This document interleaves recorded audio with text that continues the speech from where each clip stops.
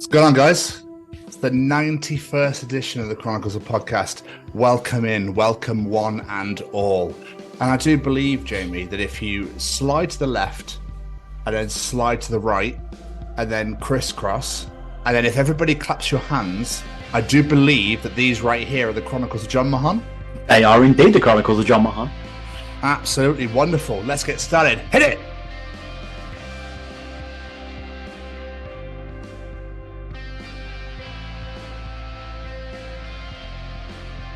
Hi there! You're about to enjoy the Chronicles of Tom and Jamie. Hi everyone, I'm Kevin Mahon. Hi guys, my name's Annabelle Knight and hello, this is Becky Baldwin. Hello, I'm Chesney. Hey, what's up everyone? This is Braden from Say We Can Fly. And yes, my friends, you are currently listening to the Chronicles of with Tom and Jamie. My name's Jon Mahon, host of the Jon Mahon Show. You can also catch me on Kerrang Radio Monday to Friday 10 to 1 and Sundays 2 till 6. I hope you enjoy what you're about to listen to. Stare at the sun for 2 minutes and be permanently blind. 2 plus 2 is another fucking 7, Mum. Let's look at the little skin dog that's come in to see me today.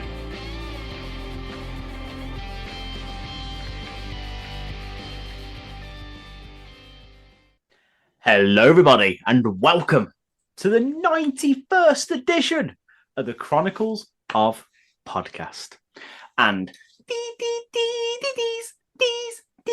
these are the Chronicles of Jon Mahon. It is I, the bearded Brummy Jamie, and joining me, as always, is this handsome fella right here.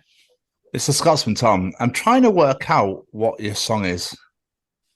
Do you want to tell you, or have you got an idea? Well, no, I've got no idea. I want to say probably Bring Me the Horizon, but... No, it was My Name's Blurry Face. I care what you think. Of course it is 12 Pilots. Of course it is. That would make perfect sense due to the guest this week that is Jon Mahon of Kerrang Radio and the Jon Mahon Show on YouTube. Yeah, no, that makes sense. That's good. This is a good episode. This is a good interview this week, guys. Like, I'm not going to lie to you. This is, how do you say... a doozy, sire. Oh, a doozy. But Jamie, let's kick off with story time with Tom. Oh, another one. Okay. You do love a story time. So everybody knows the escapades of Florida Man, don't they? Everybody has heard of Florida Man. Florida Man has struck again. Oh, God. Are you ready for this little story, Jamie? Bring it on. Let's go. Man abducts scientist to make his dog immortal. Okay, this is a genuine story. John Wick is one of, if not the greatest dog defenders known to man. However, we now know about another individual who has risked everything to save the life of his dog indefinitely. Florida man Philip Joseph has decided that his dog should have eternal life because the loss of this loved one will be devastating. He loves his dog too much and he can't let it die. All dog owners would love to never have to worry about their four-legged friend moving on to the afterlife, but Joseph has taken it to the next level. He is not trying to figure out how to immortalize his dog on his own. He doesn't understand Frankenstein's scientific formulas and the biological procedures necessary to accomplish this task. And Joseph is not the giving up type. This idea suddenly came to mind. Why not kidnap a scientist? Says Joseph to himself while laughing diabolically. So, he kidnapped Ryan Lockhart, a doctor and scientist from the University of South Florida. One could only imagine what was going on in Ryan's mind at that point. No laboratory, no secret chemical formula to keep the dog alive forever, and a crazy guy holding him hostage, trying to figure out what his next move was going to be. The good thing is, they found the Florida scientist before anything catastrophic could happen. Joseph was eventually found by police after Ryan's family noticed he was missing and started an investigation. However, Joseph didn't face any charges because apparently this is a mistake anyone who loves their dog as much as Joseph does will make when pressed against a life-pondering question. When Joseph spoke to the reporter, he stated, I just got anxious. I just get anxious when I think my dog's going to die someday. He's all I have. I can't let him die. Scientists have also agreed to try and figure out how to make his dog immortal, even though they might not be successful. In my opinion, these scientists need to suck it up and get it done. Maybe they need a little bit of John Wick to motivate them a little bit more. Fuck. What this man fails to realise. Oh, sorry, there's more, Karen. No, there's no more. It's not more. Carry on. I'll give you my opinion after. I was just going to say the thing this man fails to realise that if his dog lives forever, he won't live forever. So his dog's going to outlive him, and he'll just be in a house on his own, feeding off his owner's corpse or something. Do you know what I listen? Well, yeah, probably. Well, yeah.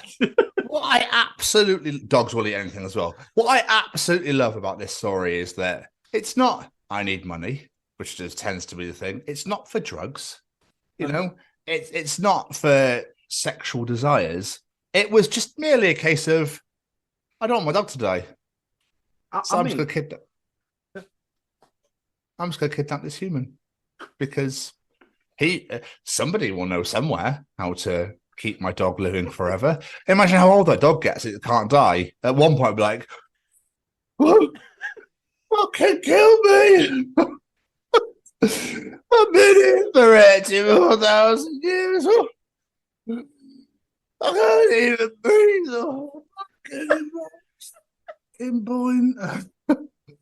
Just shits himself because he just can't. I can't move up to squat anymore. I just douse myself in my own piss because I can't be fucked to cock a leg. I'm just too tired. My owner died in 2026. It's now 3582. There's only this bit of land left. The planet's gone. The planet's gone. I live on this little rock on my own. Because I'm living forever for some fucking reason. I know. If I jump off this rock into space, I'll die. Ah, fuck.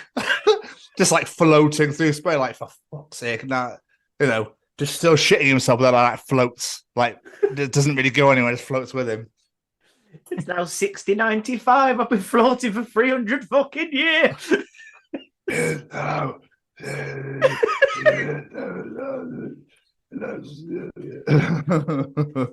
This poor dog just forever circling space. Yeah, and the world is everything ends. He's just like, oh, guess it's just me then.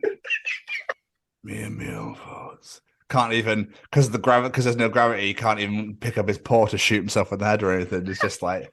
Oh, I haven't even got a fucking gun. Plus, I've not got opposable thumbs, so I can't even. I can't actually kill myself at all. God damn it! I'm immortal. I'm a mortal dog. See, I bet the owner didn't think these things through when he had this idea, did he? Just thought of himself and his own problems. Absolutely, abso-fucking-lutely. Another thought I had was, what if life was like Mortal Kombat? So I don't know where this came from. This is just sorry to drop my phone. Then do apologize, everybody. You know, if it's almost like, you know how do I word this without being really morbid? Like the only way you knew your life was going to end at whatever point in life was when you heard "finish him," and you're like, "Ah, bollocks." Do you know what I mean?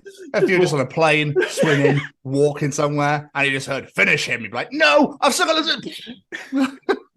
Just walking through Asda, I picked up all this stuff for a lovely meal. I'm so excited. Finish him. Fuck. Heart attack. Or randomly, another random thought I had in regards to this as well was because obviously Mortal Kombat, there's like 11 games, and then now the brand new one's coming out, which I'm very excited for. But these people die consistently, yet there still seems to be more games of them. And I'm like, this is weird. So can you imagine if that life was like that? Walking around the streets and you'd bump into somebody, you'd be like, "Round one, fight." And you'd be like, "What? What's going on?" And you have to like beat the living shit out of each other. And then whoever dies, obviously the other person wins. But then you just go, "Thanks, that mate, appreciate that." Up I go. Like, 2 points out of this. One, you're absolutely right. The starts of Mortal Kombat games just seem to be two people walking into each other. Yeah. Like, fight! Oh, fuck. And at the same time, yeah, shouldn't it be more Immortal Kombat? Because some of these people have been in these games for a very long time. It'd be actually like games of real life, like Uncharted, for example. And like, you know, in the game, and because obviously with like original consoles, if you died, that's it. You're fucked. Game start again. Go back to the beginning. Go back to the beginning. You got to do it all. I never finished Sonic. I never finished Mario. I never I don't games I never finished because I always died like near the end. It's so annoying, especially when you fought, because obviously you get 3 lives. and you got all that way, and you're like, oh my God, I'm like teetering on the edge of actually winning the game. And then you died in a part, and you're like, are you for fucking real? And now I've got to start all over again.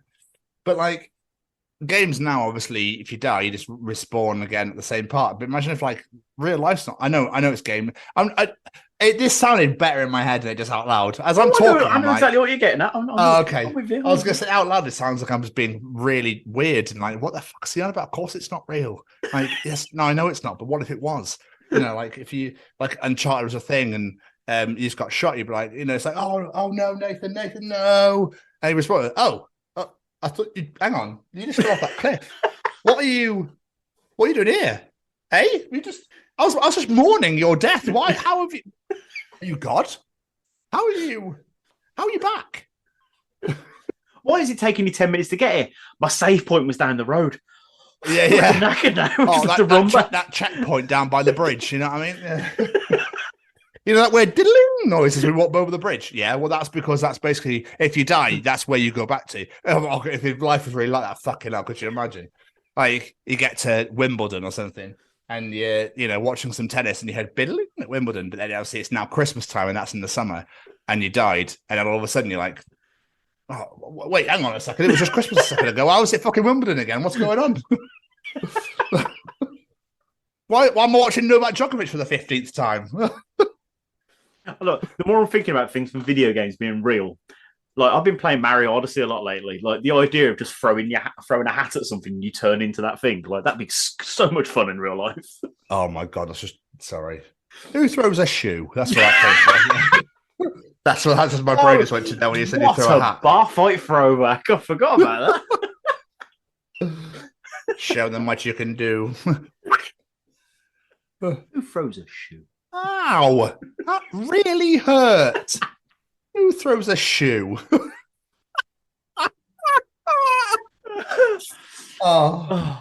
Random task. That was his name completely escaped me then. Yeah, random task. Show them what you can do. But still. But yeah, that was one thought that went through my head. And finally, I've got a really funny story that I keep dropping my phone. Fuck's sake! I don't know what's wrong with it. Like I've got butterfingers. Have you? Where's the butter? Where's the butter then? Where is it? I wonder where that term came from. Did people douse did they just douse their hands in butter? They had to carry things. Was that a thing back in the day? Like, look at him, butterfingers. Fucking hell. I was away with work this week and we went to Ask Italian for dinner. Okay. And on the menu it said new lemon chips. Chips infused with lemon. It's a new thing. Whoa, £4.25. And so my colleague was like, that sounds really intriguing. I'm going to get some because I went for garlic and cheese. And I'm not, no word of a lie, this is the best thing I've ever seen in my life. Bear in mind, Jamie, £4.25, right? Lemon chips, new infused, new taste sensation. What came out? Go on. Was a little bucket of chips with a little wedge of lemon at the side. That's the infusion, is it? Infuse them yourself. Yeah, just at the wedge, just have a little squirt. But the wedge was like sliced thin. It was fucking amazing. He picked one up and he went, just not lemon at all. I was like, no, it's there, mate. You've got to squeeze it on. He went, are you for real? Is this what? This isn't infused. They were just chips, the lemon ledge. Lemon wedge even. What's a lemon ledge? Where's lemon ledge come from? Oh, bloody hell, but I'll be using that lemon ledge again. Fuck you know, what's wrong with him? I told him not to use lemon ledge. Sounds like a fucking tool, doesn't it? It sounds like a tool or a household cleaner. Yeah. Put some lemon ledge on it. It'll get that stain out, mate. It's like the upgrade to Vanish. Okay, Vanish can get that. Get the lemon ledge. Get lemon ledge. That's what you're right at. Elbow grease. No lemon ledge. Yeah, fuck it, lemon ledge. But I thought it was the fucking funniest thing ever. I was like, you've literally just got chips and a bit of fruit at the side. It's fucking nuts. I just love that. Infused with lemon. Yeah, if you squeeze it on yourself. Yeah, otherwise you just got chips. Chips. £4.25. And they're in a little tiny bottle bucket, so there's like hardly any in there. I'm kind of wondering how much just chips was now. I'm intrigued how much it costs for this wedge of lemon extra. £2, I think £2. Yeah, I know. I'm so pissed. What was even better was I ordered calzone, and so he was like, "Oh, I wanted that as well, but I might go for something else." He was like, "Oh, the ravioli looks nice." not only did he get chips with a lemon at the side, he picked ravioli, Jamie. He got 6 bits. What? That was it. I love Ask Italian, but this place is bullshit. I know. I got a big fuck off calzone. I was like, yes! Got this big, huge fucker, right? And I had me massive garlic and cheese, like, covered in cheese and a massive garlic dip. Oh, phenomenal. Oh. And he was there with his plain chips with the lemon ledge and 6 bits of ravioli. Fair to say, the man was starving about an hour later. I'm not surprised. With no citrusy flavours anywhere to be seen. Oh, the poor bastard. Oh, it was so funny, though. He was livid. It was great. So, I got a couple of things to bring this up. They're not going to fucking beat lemon-infused chips, I'm afraid. But your song during the intro to the show reminded me of this. The Cha-Cha Slide. My daughter came home the other day singing, said Cha-Cha Slide. I was just like, why do you know this song? It is one of the most annoying songs ever in the history of man. Why do you know this song? She's like, Miss Price taught it me. I was like, why is the teacher teaching you that damn song? So I picked her up at school the following day and I was like, Miss Price, I need a word. I thought I'd put on my acting shop, so I acted like a really disgruntled, angry parent. I was like, I need to have a word of you. Why are you teaching my daughter the Cha-Cha Slide? And she was like, oh, we learnt it in maths. Hang on. Like, there's a few things to take away from this now. First of all, why are you actually that annoyed that she taught her a song that... I'm not really. I just thought it was funny. Oh, okay. Okay. I was going to say, we need to have a word. How dare you not abuse my daughter or feed her something or anything of real thing that you could actually have a go at her for. How dare you teach her the Cha-Cha Slide? It's so 2000s. What's wrong with you? You've got to realise, being a parent, you have to put up with a lot of really annoying songs. When the teachers are adding more to the list, you need to have a word. It's great. I ain't got kids. I don't have to worry about it. It's absolutely wonderful. I can listen to whatever the fuck I like whenever I like. But also, how does it teach maths? See, I never really got an answer out of this. All I got was slide to the left, slide to the right. I don't really know how that's maths at all. Is it 2 hops this time, 1 hop this time? That maybe sense. That could work. All she said was slide to the left, slide to the right, and then another small child distracted the teacher, so I didn't get the end of the story. Oh, she is 5. Oh, okay. So I thought this was your daughter, and I was like, she's 5. It's probably why she, yeah. A lot of things. I think kids, a lot of things go through their mind, and their imaginations runs wild. So, yeah, that's interesting. I'm quite intrigued as to how that works. Is it a Birmingham thing? So I don't. But how many times have we had the conversation on this show about how the education system needs to teach kids things that are important? But no, they're using songs from the 2000s to teach maths. No offense to the guest, but Birmingham people, obviously. Oh, here we are. 2 + 2 is, I know, it's a fucking 7, bub. I don't fucking know. I didn't learn the fucking Cha-Cha Slide. I didn't learn the Cha-Cha Slide to understand maths. 8 times 6 is 0. That's your clip for the intro right there. 2 + 2 = 7, bub. But it makes no sense to me, because when I did maths in school, it was 2 + 2 is 4. Yeah.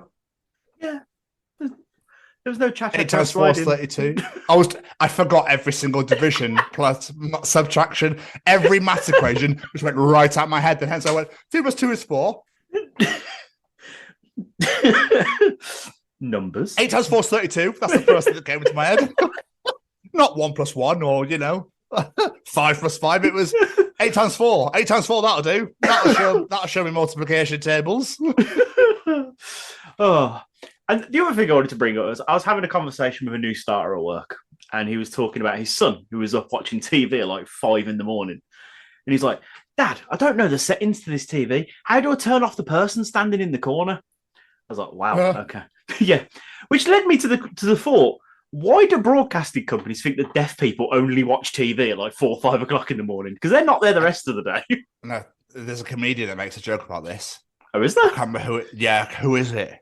Somebody talks about this in their stand-up. It's fucking amazing. They think that deaf people have to stay up all night just to watch TV. But then when they're going to work the next day, they're like, what's wrong with you, David? Are you okay?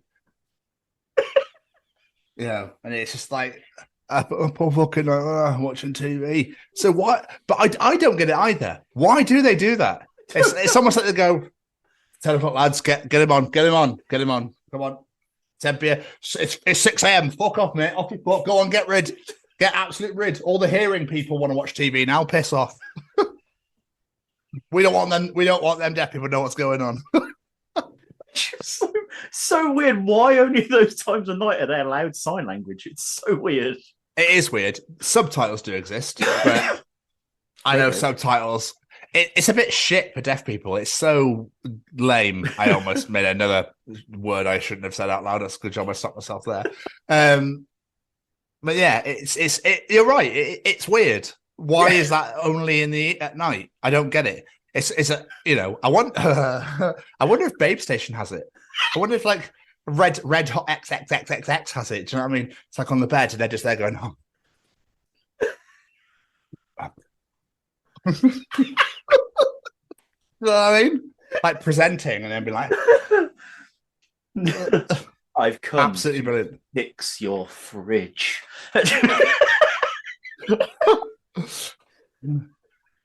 I've heard.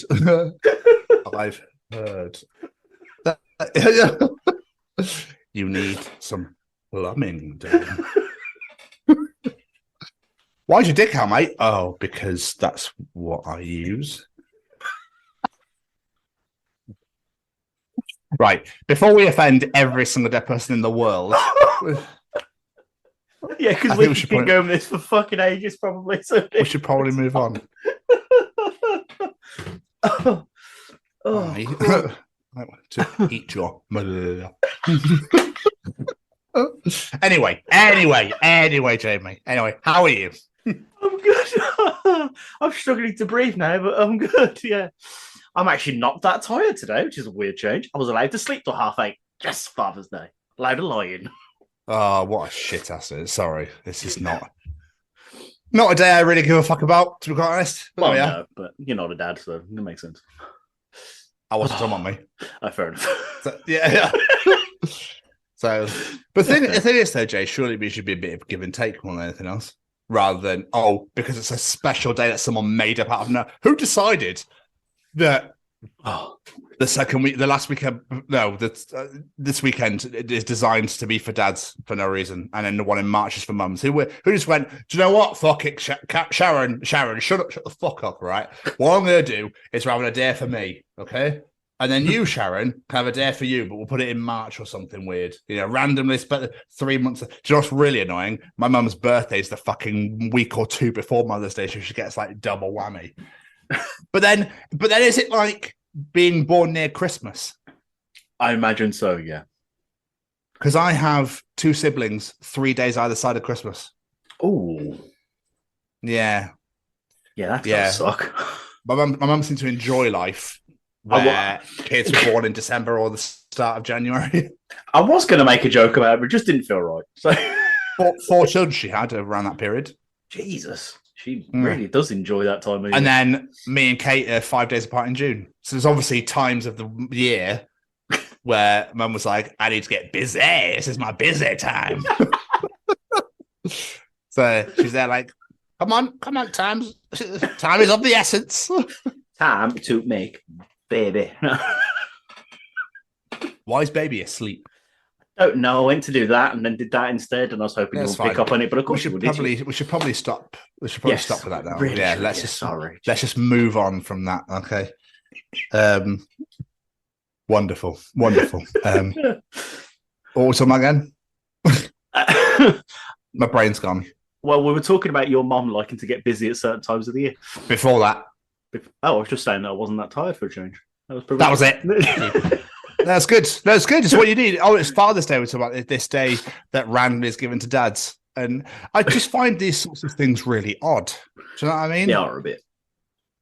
I mean, I was going to say Christmas is the same thing, but like that just seems to be, I don't know. It's really, I always wonder how these things actually began, because obviously Jesus isn't real. So why did Christmas actually become a thing? Was it because of this imaginary person, or I don't know? It's nuts. Yeah. The Bible says if the Bible's not real, somebody just wrote that because they felt like it. It's probably not got an author on the side. It's probably because Martin, Luke, and John, or whatever the fucking names are, they're the authors. Went, I know what we'll do. We'll make it out there. We'll put our names on there. Fuck it. We'll have a gospel about each of us because we wrote the bloody thing.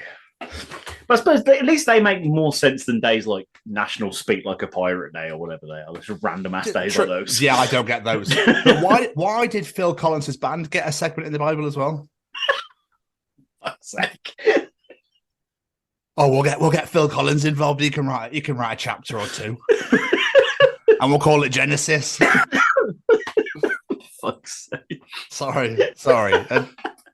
But you are right. There are some really random, like Kiss a Ginger. Why? We don't need that, mate. We're happy doing our own thing every single day.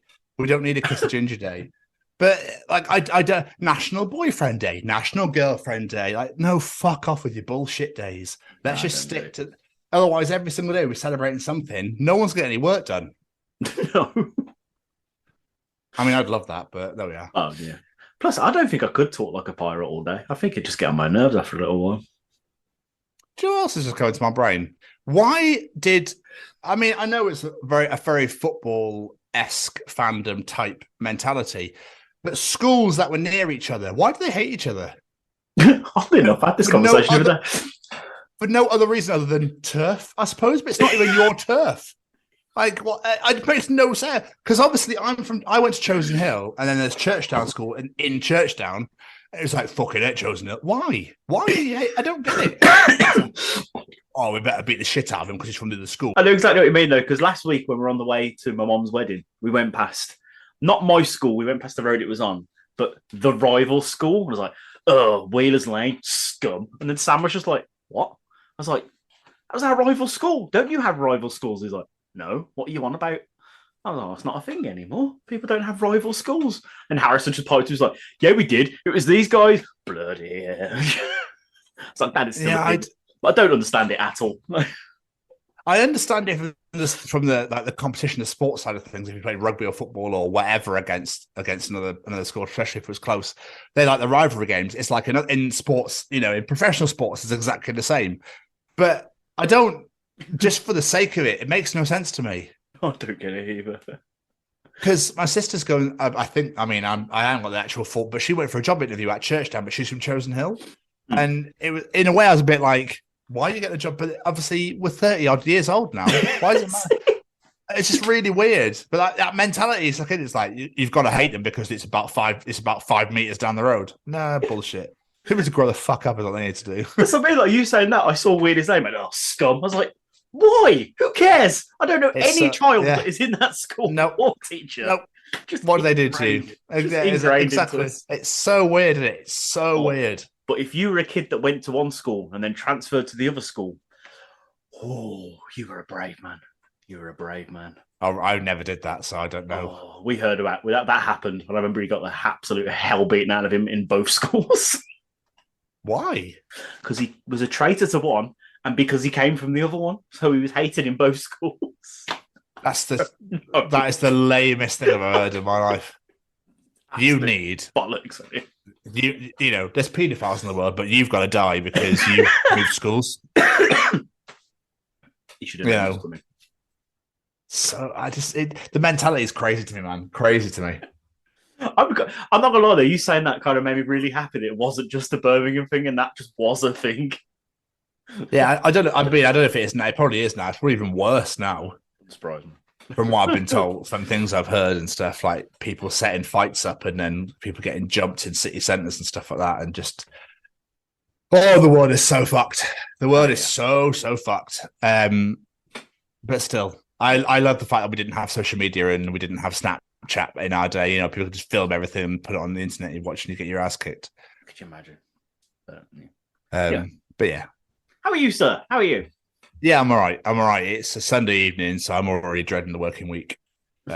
Just like, yeah, cool, same shit every day, innit?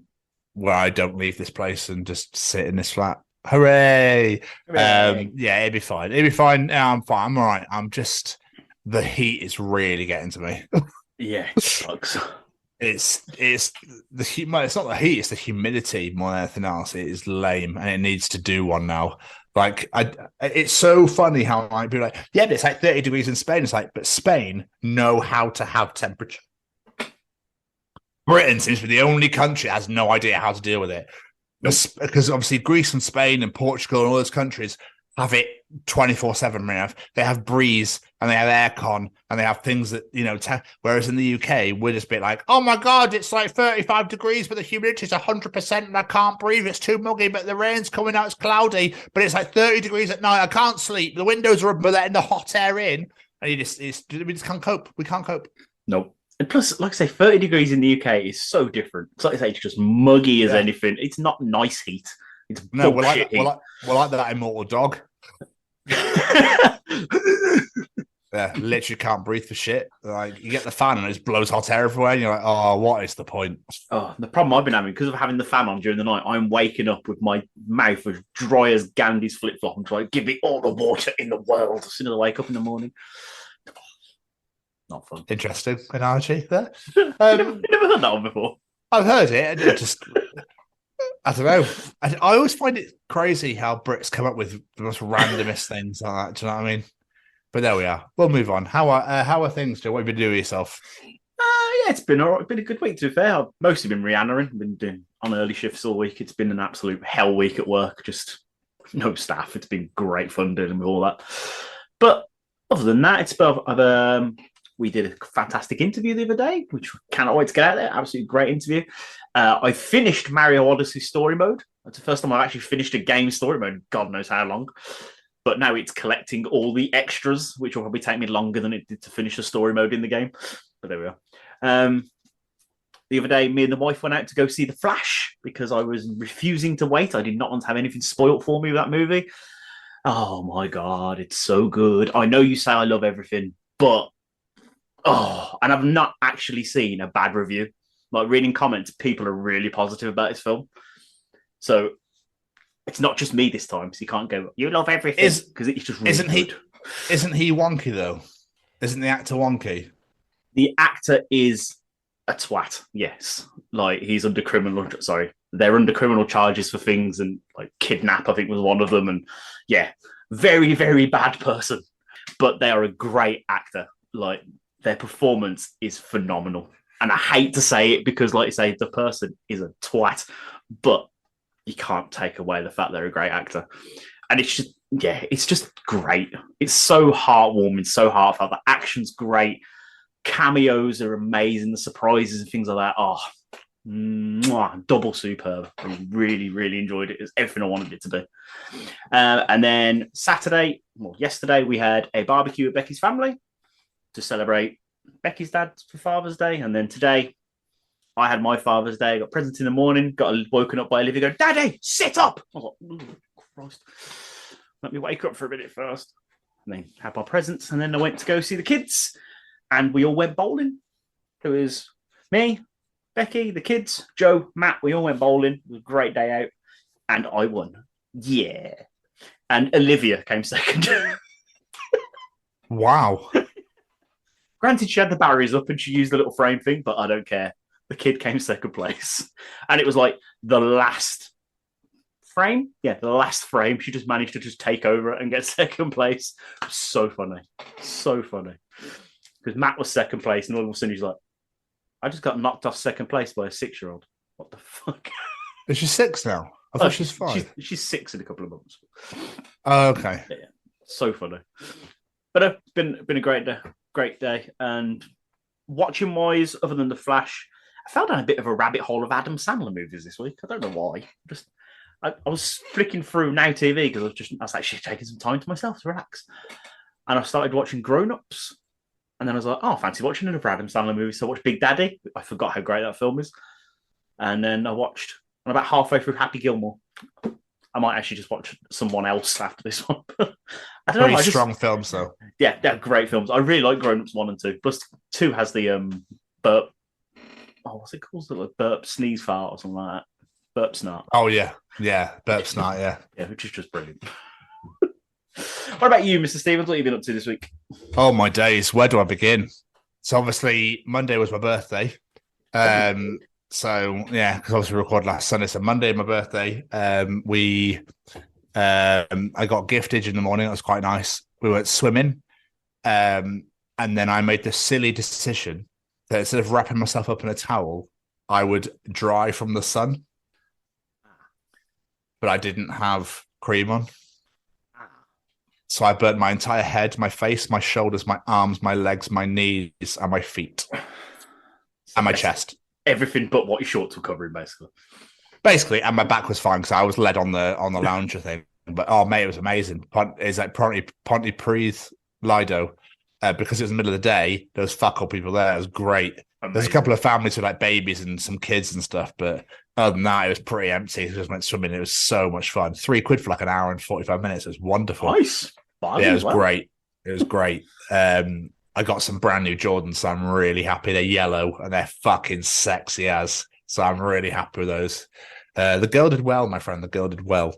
And then we went to Crazy Golf. And I was sporting my new Acclaimed t-shirt, so I decided to take an Acclaimed photo whilst playing Crazy Golf, which the one badass Mr. Ass, whatever you want to call him, Billy Gunn himself shared on Instagram. That really like topped off my birthday night. You wouldn't believe. That was awesome. That was fucking amazing. Bowens liked it. But then Billy Gunn, Daddy Ass, shared it, and I was like, oh, my life is made.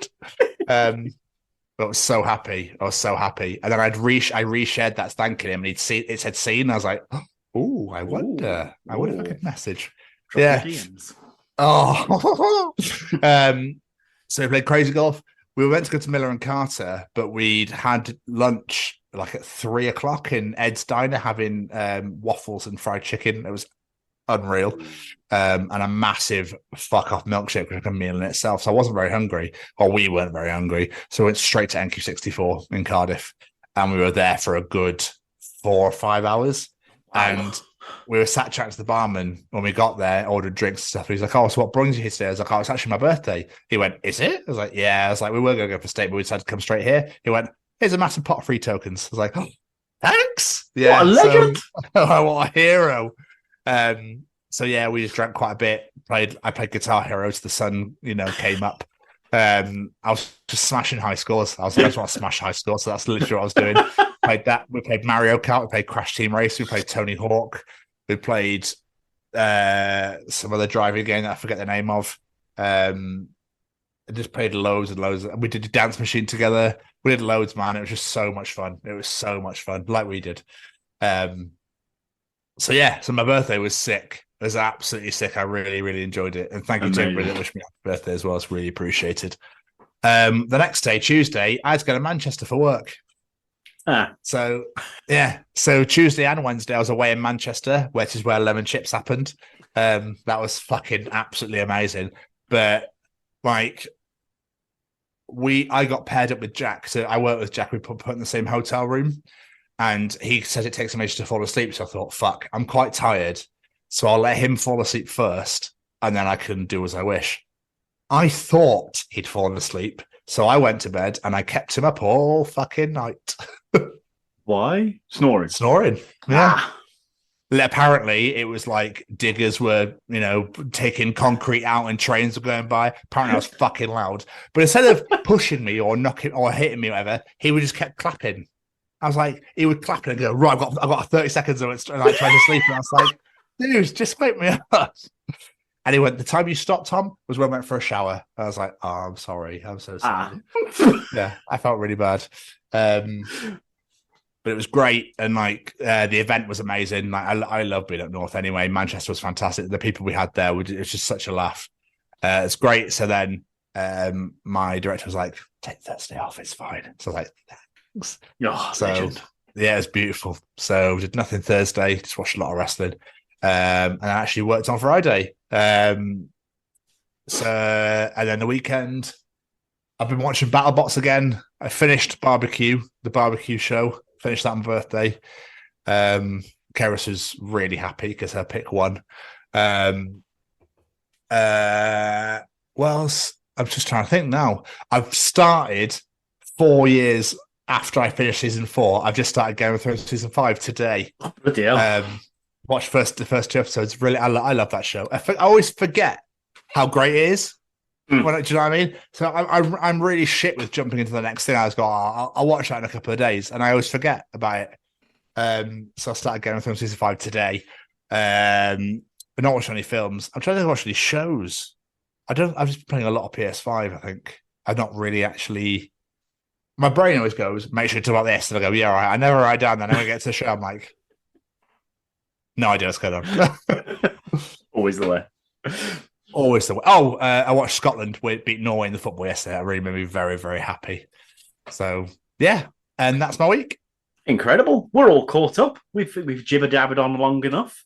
So should we check in with this man over here? With old Braden, yeah, but I mean, if you listen to this, obviously they have no idea what you're pointing at. So yes, we should hear from Braden Barry at Stay Cozy Clothing. All right, is this thing on? Well, howdy doody, everybody. This is Braden Barry from Say We Can Fly, founder of Stay Cozy Clothing, your one-stop shop for the coziest, most fashionable hoodies, t-shirts, and more. Gosh, Mickey. That's right, folks. And we're proud to say that we are now sponsoring the Chronicles of Podcast. Ouch. Hosted by Tom and Jamie. Like, you can get 10% off, man! That's right, Shaggy! Just use the special code, The Chronicles, at checkout. Oh, boys! I said it once, and I'll say it again. Greatest advert ever. Absolutely incredible. Braden's currently on tour for those people in America. Make sure you grab a ticket. Check him out wherever he's playing and grab a ticket. And whilst you're doing that, we'll head in to Callum's Treachings. Do you want to know something? Callum will be able to tell you in Callum's Treachings. It's cereal soup. Ooh. Callum is back once again to treach the world, the nation, the universe, the galaxy, and that little immortal dog that's floating around through space right about now. We love you, Bruce. We'll save you. Don't worry, he'll be all right. But Jamie, yes, sir. What is Callum treating us this week? If you wanted to, you could simply step outside, stare at the sun for 2 minutes, and be permanently blind. That is. Do you know what? Right, I love these things. I love them. Right, because I've done something very, very similar. Wait, I've walked over a bridge. I've started to walk over a bridge and over the motorway and gone, I could just throw myself off that if I want. I could literally just throw myself off the bridge. Yeah.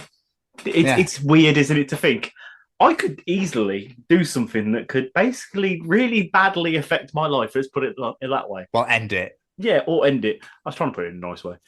I'm not going to, but I could. If I wanted to, it's such a weird mentality, yeah. It's like, I don't see anymore. Fuck it. Son, do your thing. No, me, I'd just be like, fuck that. Let's walk off. It's such a weird... It's a weird mentality, isn't it? It really I think is. Mark Watson, the comedian, talks about it, how he's like, he was walking through a park, and there's a guy with him with a suitcase in front of him, and he couldn't get past. He was like, I could kick this guy if I wanted to. I could just go and run up and kick him if I really wanted to. I think I might kick him. Do you know what I'm actually going to do? I'm going. I think we talked about it with Molly Rennick as well on our show. Yeah, I think we did. Yeah, we did. We did. Yeah, in regards to like these thoughts you have where it's like, if I want, I could throw my phone in the sea. I could throw myself into the sea if I want. It's like when you walk in. Look, there's a lot of cars coming. It's busy traffic. I'll throw myself in front of that if I really felt like it. It's really weird. It's such a. But he's not wrong. He is not wrong. I've never thought about doing it to the sun, though, to be fair. I quite like my vision. So. Yeah. But has anybody? I want to know if anybody's actually done it, or if you could actually withstand the sun that long to be able to look at it that long to be blind yourself.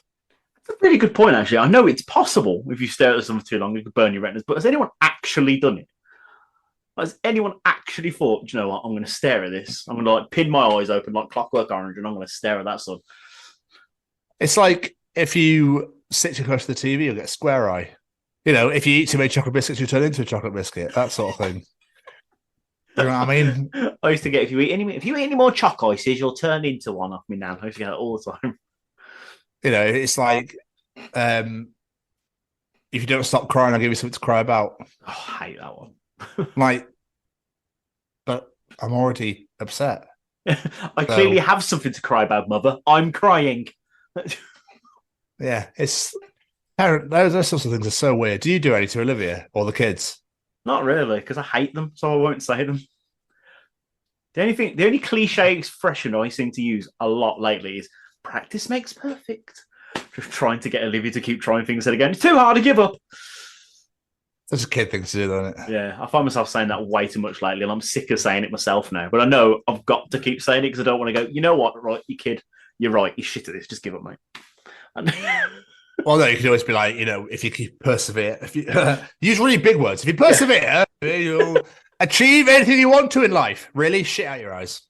I love that Crystal Lear joke so much. Like, you could be anything you want. Really? You really? Okay, shit out your eyes. Go on.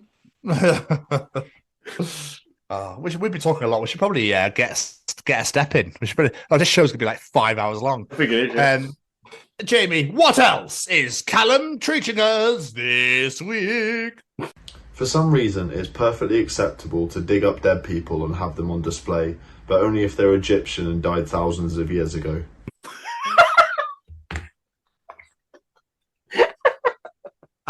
Yeah. Because grave robbing and grave digging is illegal, isn't it? But obviously it's like, but they were born in the year 4000 BC, so it's fine. He's got a headdress on, leave him alone. What is the cut-off date to being historical, like digging up archaeology, and just being illegal as shit? Like, what's the cut-off date? That's what I want to know. I don't think it's like, just keep digging, just keep digging. Oh, Grandad. Wait, wrong grave. Steve, you're in the wrong fucking grave, mate. There's no fucking hieroglyphics around that shit. That's just my granddad. That's my granddad Bob. What you do with him? He liked a tenants of the crossword, he did. Tenants of the crosswords? We don't even put him on a display for his fucking crosswords. Jesus fucking Christ. I'll give you fucking crosswords he was doing if you want to put them on display instead. We don't need to display Bob's. Come on, Stan, hurry up. Fucking tenants? What a reference! We need to get that bloody Tutankhamun. You know that Tutankhamun who everyone says to love so much. Fucking mummy. You know that bloody mummy. They don't come to laugh, mate. No, the one wrapped in toilet paper. You know what I mean? I always weirdly, in some reason, had one bit of dangling off so you could have, wipe your ass if you did a shit. Or for some reason, it was all one set of fucking toilet paper. So as soon as you ripped it, they just fucking span around and became an actual person. Sounds like fucking Scooby-Doo, that bit. We need to go fucking Robin Tutankhamun. We need to get his in his grave. Get his gold. Tutankhamun. Oh, Christ, I'm hot. Where's that Florence Nightingale? Probably have her now. I think it's time. Mother Teresa as well. Plenty of time now. They've been in the ground long enough. Let's get them back out. They haven't seen sun for 100 years. Archaeologists have like a countdown on famous people. Like, just another 50 years and we can get that fucker in the museum. We need to give them their fucking vitamin D. Whether they've been in fucking ground for too long. Vitamin C, whatever it is. Vitamin D. Vitamin C, we're giving them an orange. Vitamin C, vitamin D is the sun, isn't it? Yeah. Vitamin C is from citrus fruit. I don't fucking know. There's too many vitamins and minerals these days. I need to make sure you take your tablets, your pills, your minerals, your nutrients. The fucking sun give you. Make sure you drink lots of orange juice, milk for calcium. Make sure you're fucking drinking that, taking that, and eating that. Like, fuck off. But apparently everything gives you cancer. But yeah. Jesus, I remember reading a thing that's like tomato gave you cancer. It's like, what? Like, fucking at the what? Anyway. Yeah. But I actually forgot the original trick. Oh, yeah, put people on display. That is so true. That's so weird. We need that Sir Walter Raleigh. Sir Walter Raleigh can come out now. We'll put him on a fucking display. We'll leave Tutankhamun. You really enjoy saying that, don't you? I am. I'm really enjoying saying that. Yeah. And bring out that Walter, that Raleigh. That bloody Raleigh man who makes bikes. Fucking hell. Anyway, because I've enjoyed Tutankhamun so much, let's move on. And finally, Jimmy, what else is Callum teaching us this week? Since humans are 60% water, does that mean we're related to snowmen? Fuck's sake. They're fucking free for free this week. Must be. They're 98% water, aren't they? Because of the carrot nose and the raisin eyes. Yeah. So that's the other 2% there. So 98% water, 1% carrot, 1% I thought we were 80% water. Are we 80%? We must be. Well, he's the new truth. He's the fucking gym buff, so he must know. Yeah, I was going to say, I'll trust him over me. I'm an idiot. But the brain's mostly water and shit, isn't it? It's so crazy how that shit. There's electricity in there. What the fuck's wrong with you? Like, you know, we're like a shit version of Blanca. We can't actually do the electricity move, but it's working inside here somewhere. I'll be wicked if I could jump in the air and spin in a circle and throw myself at someone. To be fair, I'm actually really pleased that we're not related to snowmen, because imagine we just I mean, as a ginger, I melt in this weather as well. So we could be. That's a very good point. We do perspire quite a bit, and you know, every time the sun comes out, I'm like, it was a massive fucking ginger puddle. I'm literally dripping from the back to the front. That was weird. When I was in Manchester doing this event, I was absolutely drenched at the back and completely dry at the front. It was so weird. That is a little bit weird. It was so weird. But I had a jacket on. I was like, well, I don't want to take it off because I'll just look a mess. Yeah, fair point. It was crazy, man. But, you know, if we were related to the snowman, I'd be worried. Yeah, I'd be very worried. Especially because you feel really bad when you're kicking them in parks. You kick snowmen in parks? I mean, I don't, but I mean humans in general. I don't go around kicking people's snowmen. That's just mean. That is very, very mean. How dare you? Yeah, someone worked hard on that, you bastard. But thank you so much, Callum. Like Jamie said, 3 for 3 this week. Absolutely incredible. Fucking gold. Absolutely love it. But the only issue is I have to follow. And I've got to try and survive this now. For fuck's sake. It's time for Tom's Journal. Read to me.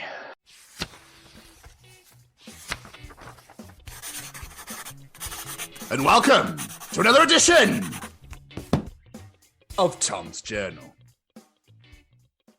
Welcome to another edition of Tom's Journal. And Jamie, I refuse to be controlled by a calendar. So happy Halloween, everybody. Fuck's sake.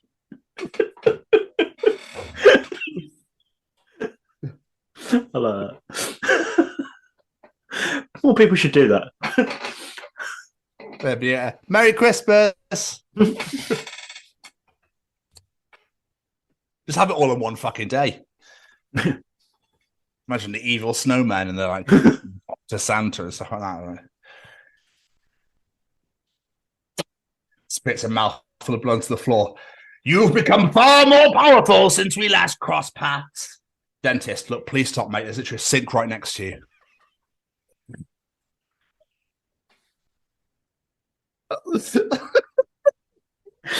As someone who's getting dental work done lately, if you don't do that, I'm going to be really disappointed in you. I'm having my teeth taken out on July 12th, so I'll do it then. Lovely. A little boy just screamed down the London tube carriage, "If you're happy and you know it, clap your hands," and everyone remains silent. I love London. Bastards! No! You can't not join in. Evil fuckers. Well, I would be like, "No, you're right, kid. Thanks. I'm good." No, I'd have to join in. Even I don't care who it is. I'd have to join in. If you're happy and you know it, punch a kid.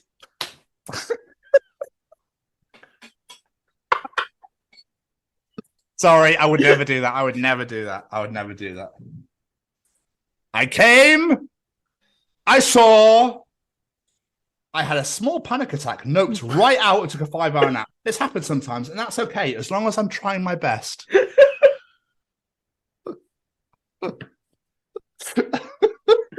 I can't fathom how many times I've wished I could do that in my life. Oh, This was a Snapchat conversation that I found on the internet. Gives me so much glorious shit, and I love it. Hey, honey, would you like to buy a custom video just for you? Me? Of what? Anything you want, honey. $40. Anything. Cool. I want a cat driving a tractor. That's not how this works. You said anything. You'd say anything.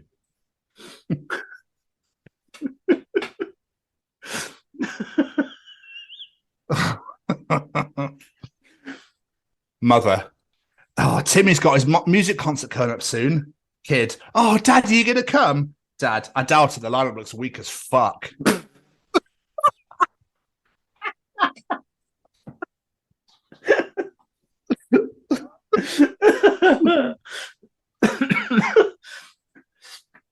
Oh, nothing worse than those sort of things when you want to go to support your child, but you need to watch every other fucking kid. It's like, no.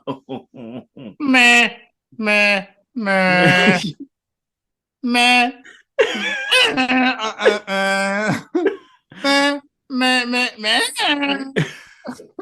Oh my God, come on for another 2 hours. I'm always that parent that tries so hard not to laugh at other people's kids. But if my kid fucks, I'm just like, oh, she's trying, bless her. Yeah, of course you do. Of course you fucking do. Jamie, some people exercise before breakfast. I'm watching a show I don't like because the remote fell on the floor.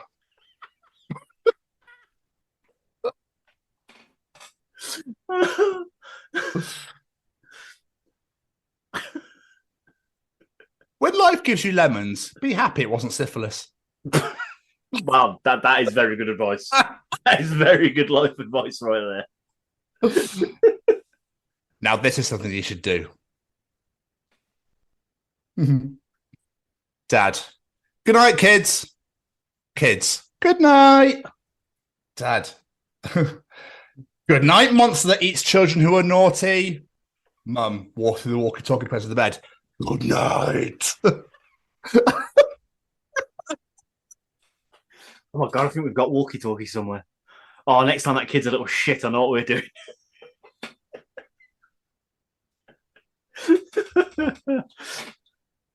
This front Schecter is one of the greatest things I have ever seen in my life sent to a landlord.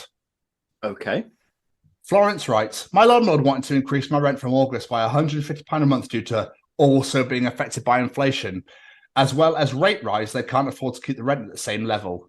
So I sent them this email. Hi, blank. No worries. Thanks for letting me know. Please do tell the landlord that if she's struggling for money, then perhaps she should get a real job and earn her own money instead of stealing mine. Kind regards, Florence.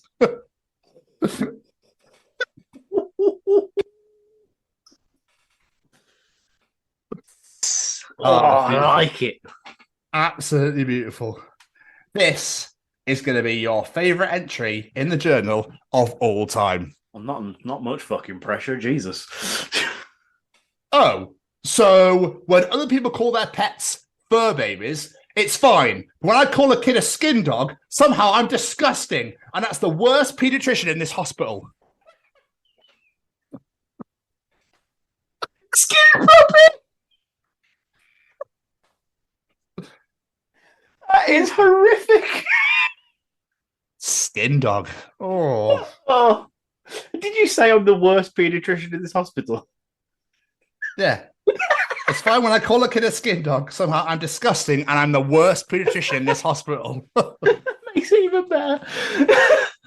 Let's look at the little skin dog that's come in to see me today. I absolutely love this entry. I really enjoy this entry so much. Fall Out Boy fan. This song defined my teenage existence. Fall Out Boy song title. I made you this belt out of watches after you called me a waste of time.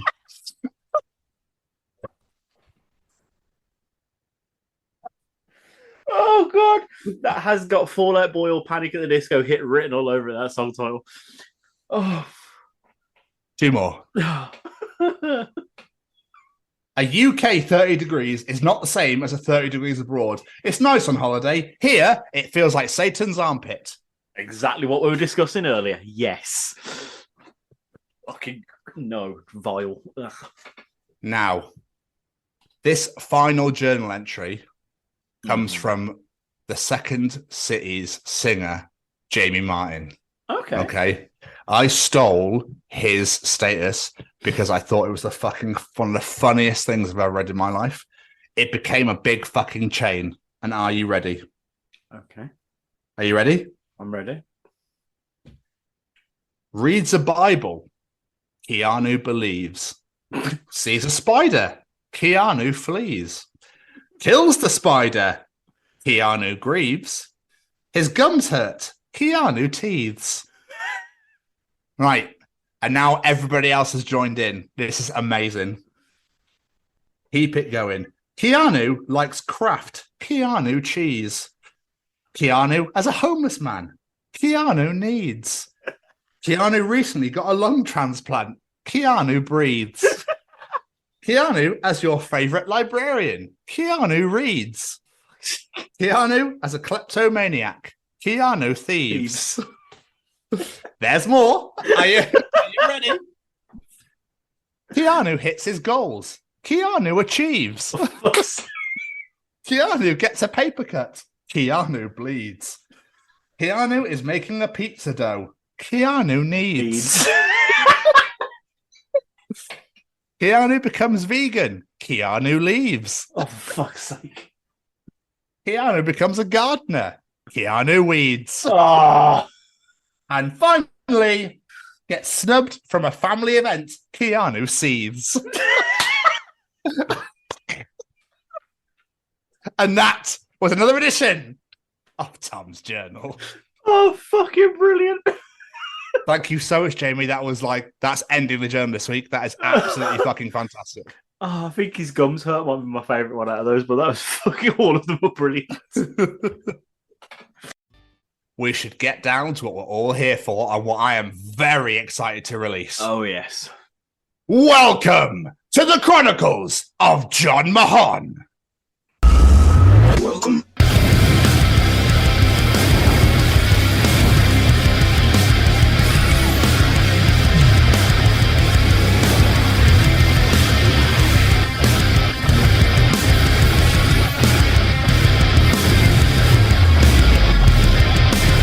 Jon Mahon, you can hear every weekday on Kerrang Radio. He's a Kerrang Radio DJ. That is how he came into my life, and I acknowledged him. The wife listens to him all the time. He's absolutely amazing. Not only is he a Kerrang Radio DJ, he is a host of the Jon Mahon Show on YouTube and Twitch. He is also DJs at club nights and festivals. He was recently just at the Download Festival. It's crazy to think how much this man has achieved since we did this interview. Like, if you watch his social medias, it's nuts. I'm like, we should have arranged this one for a little bit later in time, maybe. Because since we've done this interview, he has performed at the Download Festival, interviewing bands ready for the Jon Mahon Show.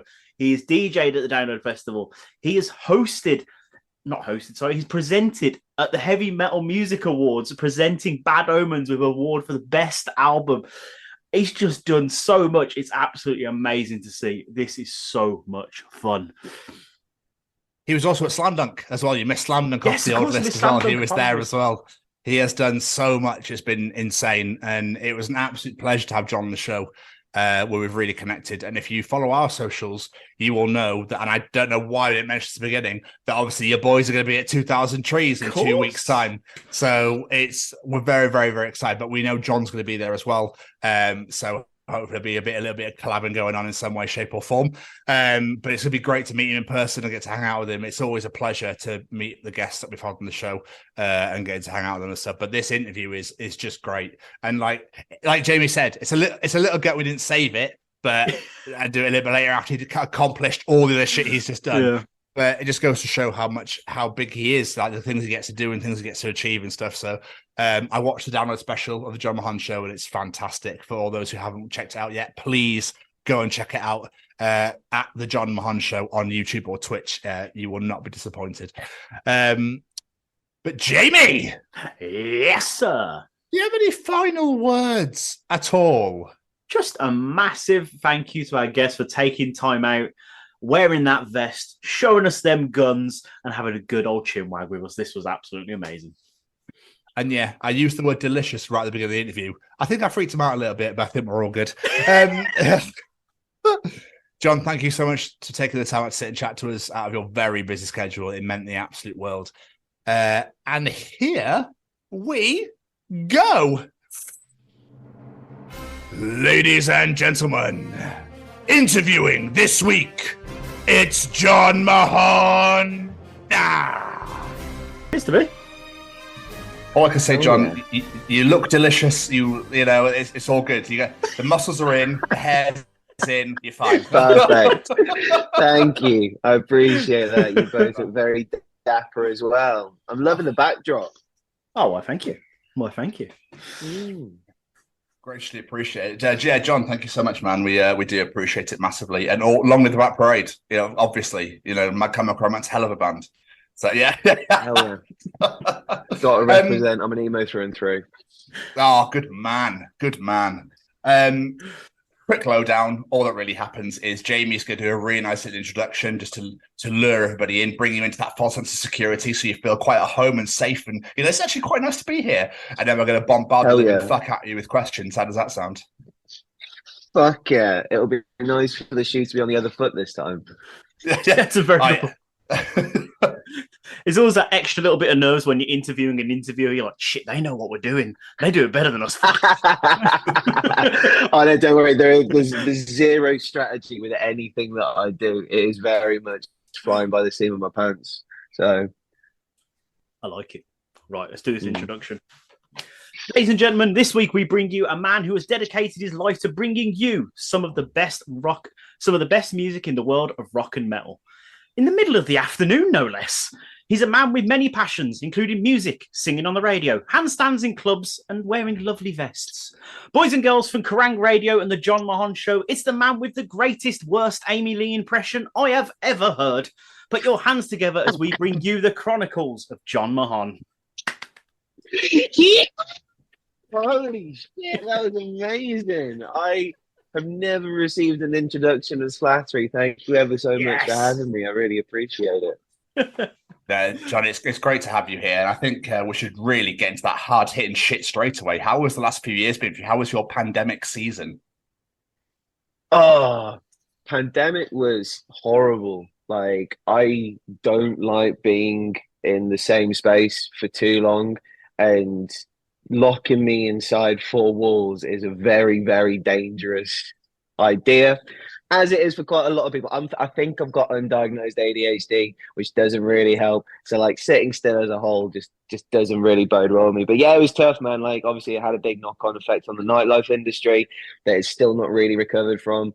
But one amazing thing that did come out of it was it bolstered the community of the radio show that I was doing. That's where I really noticed the change. Obviously, that working from home aspect, people turned on the radio. They just wanted a voice. They just wanted a bit of company. And the community that grew out of the pandemic through that daytime show was unlike anything I've really experienced before, working in rock media. And it was so awesome to see. And it was a proper example of, you know, like the stereotypical, like, family of like Metallica when they're down and they're like, we're one big family.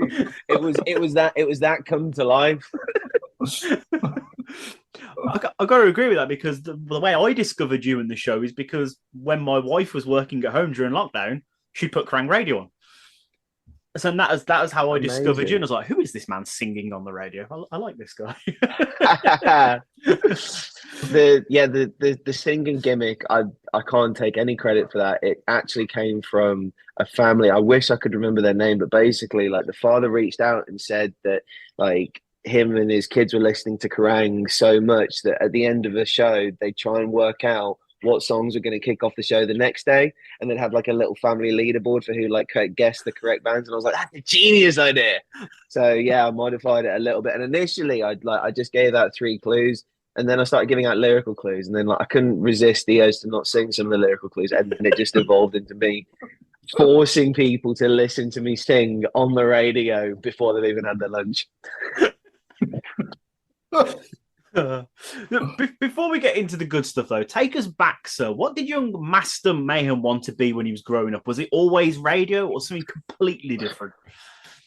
It was something totally different. So if we're throwing it all the way back, when I was probably like 6 or 7 years old. If you'd have asked that kid, he would have wanted to be a professional rugby player. So that was that was my initial dreams as a child. My old man was a rugby coach. I dedicated his life to the sport, and like very much so, like young boy wanting to make his daddy proud. Like it was like, I want to be a pro rugby player. And then like the older I got, the more I was like, I'm an all right rugby player, but I'm not quite like a professional rugby player. like the realization hit. And I also discovered rock music at the time. And I started going to gigs and I started showing up to a couple of training sessions a little bit hungover. So there was a couple of matches in secondary school where once me and my group of friends discovered house parties, like there was a few of us on the sideline on a Saturday morning being like,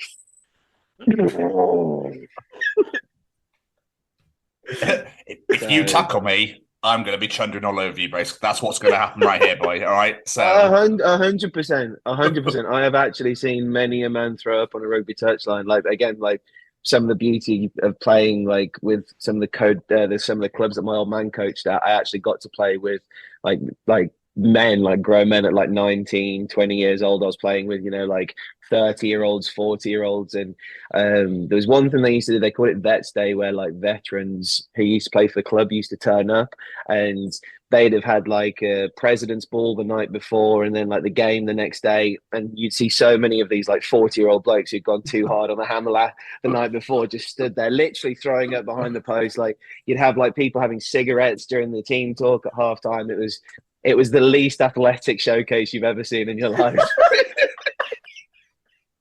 Were you a winger?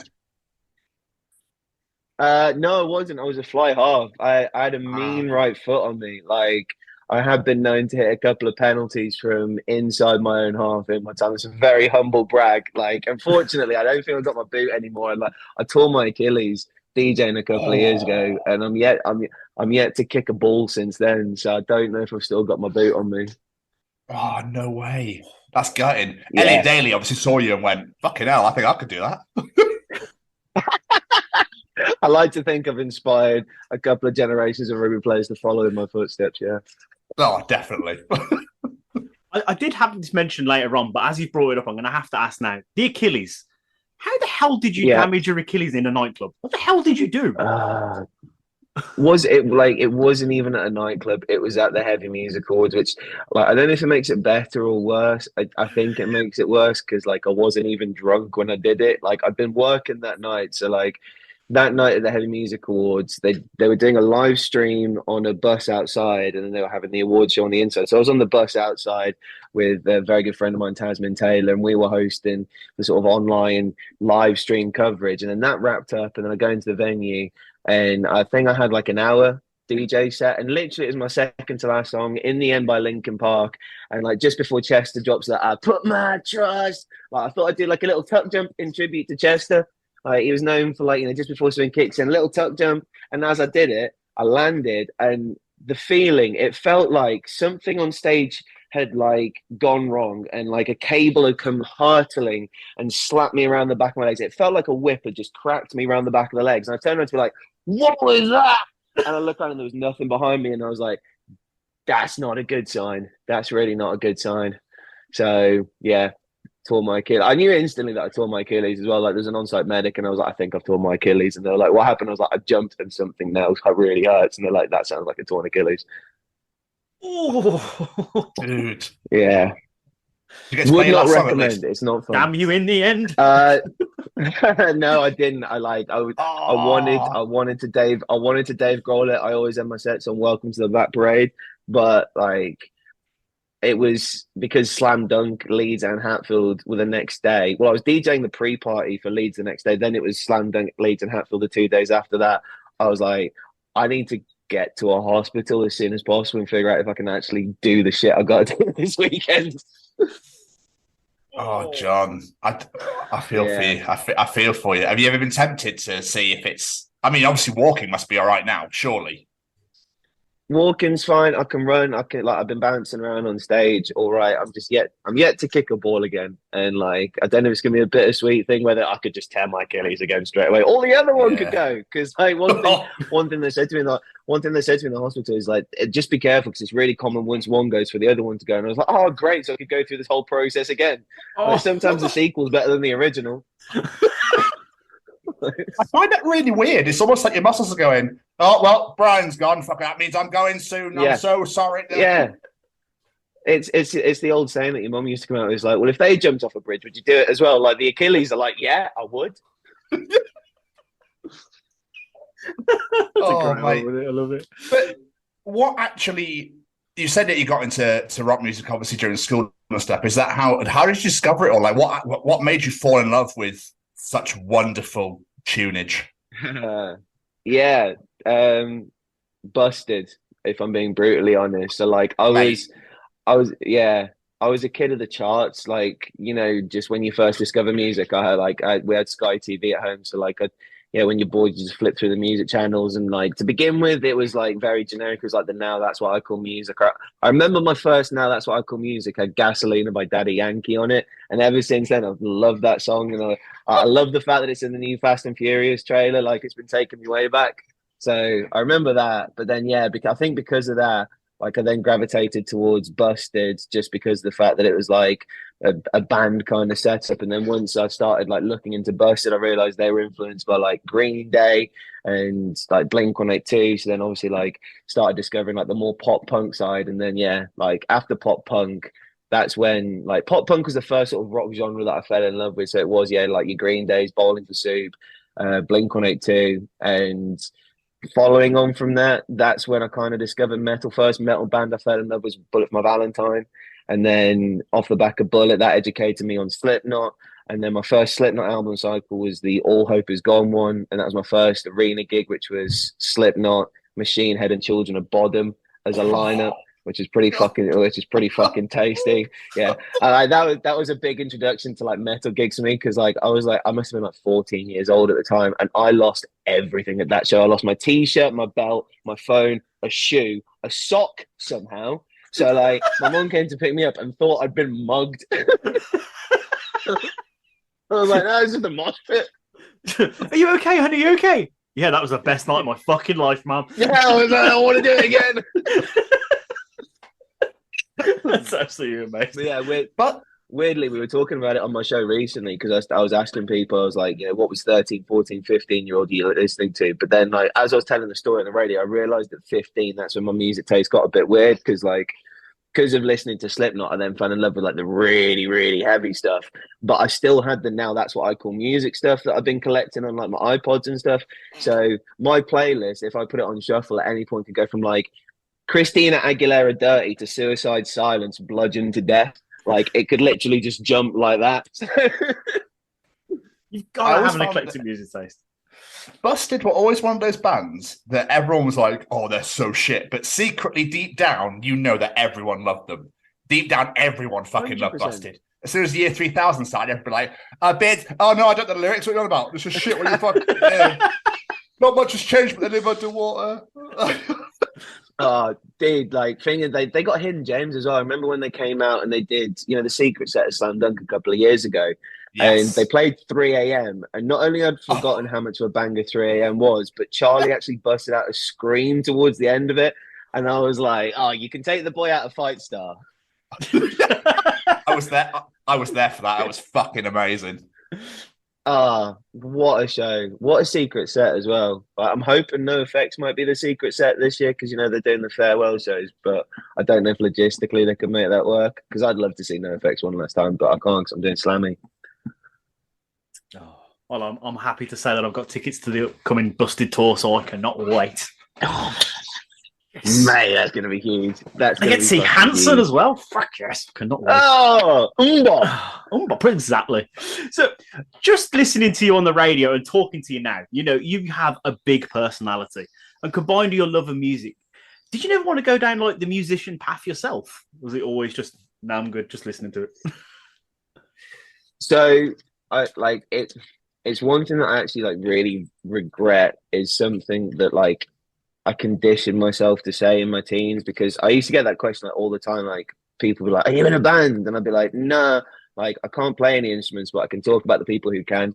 And like people would laugh at that, and every time I got a laugh out of it, I just started recycling the line because I thought it was a funny line to say. But then that mentally conditioned me to believing that I didn't have the talent to do something that I later in life learned that I was more than capable of doing had I just applied myself at that previous point. And now I'm in a position where, like, with my DJing, I'm making mashups and I'm venturing into remix kind of territory. And the natural next progression after that is originals. And I'm looking at it and I'm like, it's not a million miles away. It's not as complex as I first convinced myself that it was. It requires talent, it requires dedication, it requires a lot of your time, it requires patience. And it was stuff that I'd convinced myself that I was like incapable of having. So I'm annoyed at myself for never venturing down those routes, but hopefully one day I'd very much love to, because I think that, especially with DJing, like I've been a DJ in nightclubs for 10 years now. I started when I was 19 years old. I'm 29, and this will have been my 10th year in the nightlife industry. And I look at a lot of my heroes within the bigger sphere of DJing, like your Skrillexes, Eleniums, Diplos, like those kinds of producers. And whilst, they all did start somewhere within the club DJing kind of sphere, they then progressed to making their own music and releasing their own tunes and collaborating with other artists. And I look at that creative process and I'm so envious of it, because I've got such a vested interest into how it all goes together. And I wish I'd have spent more of my 20s exploring it, but now I'm looking at my 30s and I'm like, do you know what? I'd very much like to dedicate a couple of afternoons, evenings and weekends exploring that a little bit more. Do it. It's never too late. Never too late. But hell yeah.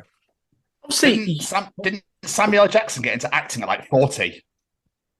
Oh yeah, for sure. And it's like, you look at Spirit Box at the moment, like Courtney LaPlante is 34 years old, and Spirit Box are arguably the biggest band within the metalcore genre at the moment. Like, I don't think there's many metalcore bands that are doing it in the way that Spirit Box are at the moment. And it's like, I think a lot, especially in this industry, it's similar in acting as well. Like, people convince you that once you hit a certain age, you pass your sell-by date, and then it's like, who's the next up-and-coming thing? Whereas, like, you look at like ageless talents over the years, like someone like a Robin Williams, who like no one really knows what Robin Williams looked like or what his work looked like when he was like first starting out in his 20s. It wasn't until he hit his 30s and his 40s where you really got prime Robin Williams. And like, I'm a big pro wrestling guy.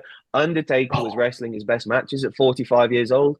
And it's like, you look at me and tell me that you wouldn't want to go back in time and watch Undertaker Shawn Michaels at WrestleMania and say that, but Taker was too old though, wasn't he? It's like, no, he wasn't. No. that first Taker Michaels match. Oh my ass! I thought he killed himself though when he dived over the top of his head. A masterpiece. Oh yeah, the botch where because that was another pro wrestler who was meant to catch him, wasn't it? And like the cameraman was meant to catch him, and that was like the part of the botch. And whoever that wrestler was didn't really last long in the WWE after that. Those it's like you almost Jimmy Snooker's son, if memory serves. Right, was it Jimmy Snooker's son? Even better. Yeah. Even better. I never liked Snooker. Well, less said about that guy, the better, I think. So obviously you're known from the world of radio, but what was your original plan in the world of entertainment? Was radio always the goal, or was it happy doing DJing? What was it?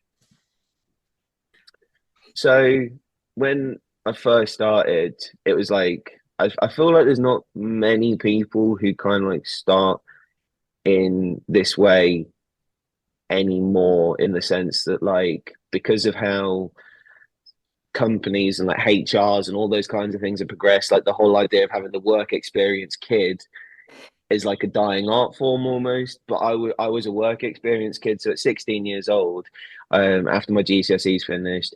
My mom, shout out my mom. I owe everything in my life to my mom. If it wasn't for her, nothing that I'm achieving right now. Because I like when you finish your GCSEs and you have to do the work experience week.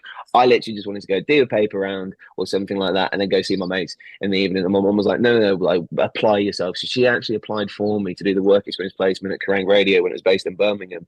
I got approved for it, did the week, fell in love with it, and then was just like, if you get any more, please just throw it my way. They had a dropout a couple of weeks later. I did that one. I again was like, if you got anything else, just let me know. And then they were like, we can't offer you any money, but there's a show that needs a producer. And I was like, I can come in after school and do it. So after my GCSEs, my last 2 years of sixth form, finish school, hop on a bus into Birmingham City Centre and go and produce a radio show from whatever time I got there till about 10 p.m. My mum would come pick me up, take me home, do my homework, and then go into school the next day. And I did that Monday to Friday for the last 2 years of my secondary education. So I put the hours in from a very young age. And at that point in time, if you'd have asked that guy, he just wanted any opportunity that came his way, I was going to say yes to. And I think one thing that reassured me that this career path was something that I wasn't wasting my time on was when a load of the Kerrang presenters got asked to put demo tapes together to voice something for Kerrang TV. It was like a chart show. And my boss turned around to me and he was like, do it because it'll be a good experience for you. And I was like, sweet. So I remember I put hours into this demo. Like I'd record it, like I'd take it home, I'd listen to it all evening, I'd go back in the next day, I'd rework it, I'd put my submission in and then forgot about it for like 2 months. And then my boss pulls me into the studio and I get nervous every time I get pulled into a studio because I'm like, is this the day they're going to get rid of me? And he's like, oh, we've got some good news for you. They've chosen you to do this Kerrang TV show. And I was like, what? So out of all the presenters there, they'd chosen this 17, 18-year-old kid who didn't have his own show on the station. I hadn't been on air on Kerrang Radio at that point. They've been training me and getting me to do demo tapes. I hadn't been put on air on the radio station, but the TV channel chose me to do this chart. And I just remember being like over the moon. It was the coolest shit in the world. I was like, whatever variation of this I get to do, I was like, this is the feeling that I want to feel. And yeah, from that moment on, I was just like, any job that allows me to either like interact with people, play tunes to people, talk to people, or just take people's mind off shit, like I'm all over it. That is amazing. That is incredible. That's so inspirational because if kids are hearing this, which I kind of hope not because we say a lot of bad things, but if people are hearing this, that shows no matter what your age, if you want to do something and you bust your balls, you can do it. And I love that. That's amazing. That is absolutely amazing. 100%. It's weird. It's like, it's not something they'll ever teach you in a media school. Because when Kerrang closed down in Birmingham, I shit myself. I was like, I've put all of my eggs into this basket. And then I managed to blag myself a university space on a media course for a uni in Birmingham. And I turned up and the guy who was teaching me on the course, so I've got a massive wasp problem in this house and they're flirting with this window hard. Stay away. So the guy who was teaching the course, he did a weekend breakfast show, and when Kerrang closed down, I was the weekend breakfast show host. And I remember trying to have conversations with him as almost like his peer, but I was being treated like a student. And I was like, dude, me and you have done the same job.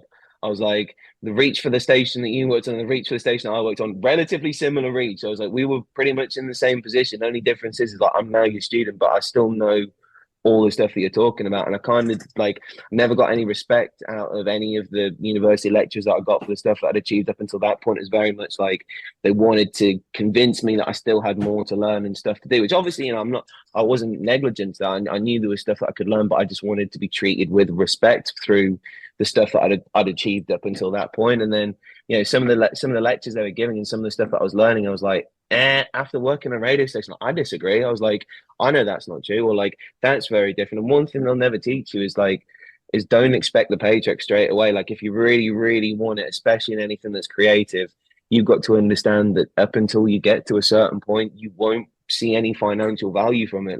It will be the case that sometimes you'll have to lose money on doing stuff. It'll cost you money to go to things, but turn up enough, show up enough, like be consistent enough, build up a decent enough reputation about not just your brand, but you know how accessible you are to work with and how easy you are to work with, and you know the quality of the product you deliver. And eventually, you know, I must have done thousands of demo tapes. I must have sat in a studio so many weekends, like during my teens, just listening to my own voice again and again and again and again, just on the off chance I'd be given one shot to get on a radio show. And like, yeah, it was demoralizing every single time that like I thought I'd given him the best tape, the best demo tape, and then I get given a list of stuff that I need to work on. But eventually, like, after all that, the payoff's huge. But it is the case of being aware that there's a lot of shit you have to wade through in order to get to the good stuff. Yeah, persistence is key. Like it's so. I mean, it's the same with us doing this. Like we've been doing this for 4 years, and we're still, you know, we don't see any emotional value. We just do it because we fucking love it. We do it because we love, like you were saying about loving talking to people. Like we absolutely love talking to people, getting to know people, networking, meeting people that way. It's great. But I mean, in radio, obviously, as the years have gone on, technology has advanced and changed so much. And like radio used to be absolutely massive back in the early 2000s. You know, we had like Chris Moores on Radio 1 doing a breakfast show and that sort of thing. And now, obviously, most of it's digital. Do you feel that with the advancement of technology, it's kind of killing the radio industry a little bit because people can just go to Spotify now or go to Apple Music and just listen to whatever they want to?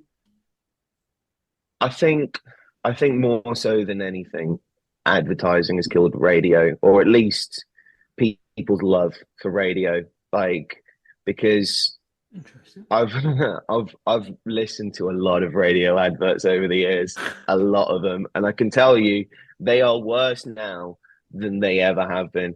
And like flat out, I refuse to eat Domino's anymore because of their last advertising campaign, because of how bad it was. You know that Domino? Oh yeah, I've sworn off giving money to a business that went through meetings, chains of people approving that, thinking it was a great idea, and then I've got to sit there like a mug every time my radio show's on, listening to that 4 times an hour. Oh, yeah. It's like We Buy Any Car. That's getting on my tits at the moment.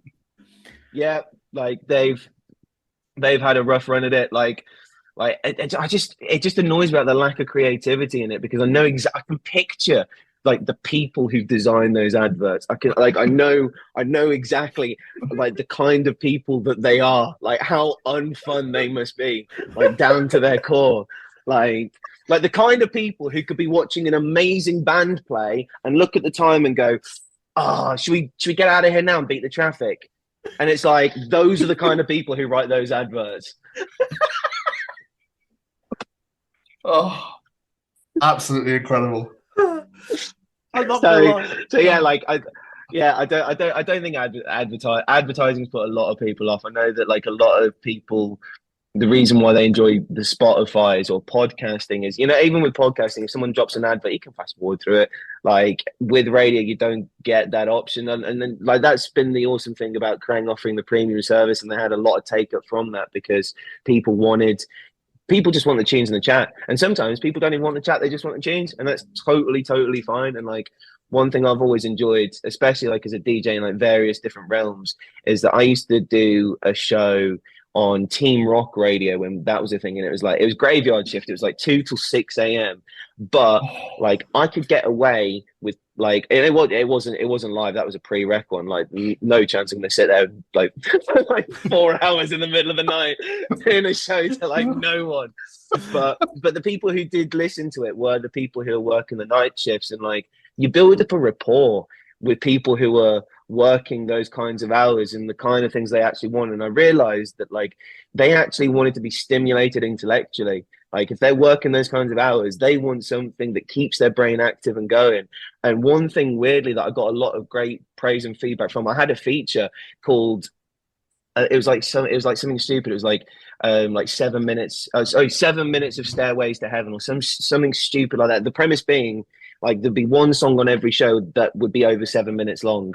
And I'd like do like a big build-up link into it, like here's why I'm playing this one, and like that was the thing that got the most feedback out of anything on that show.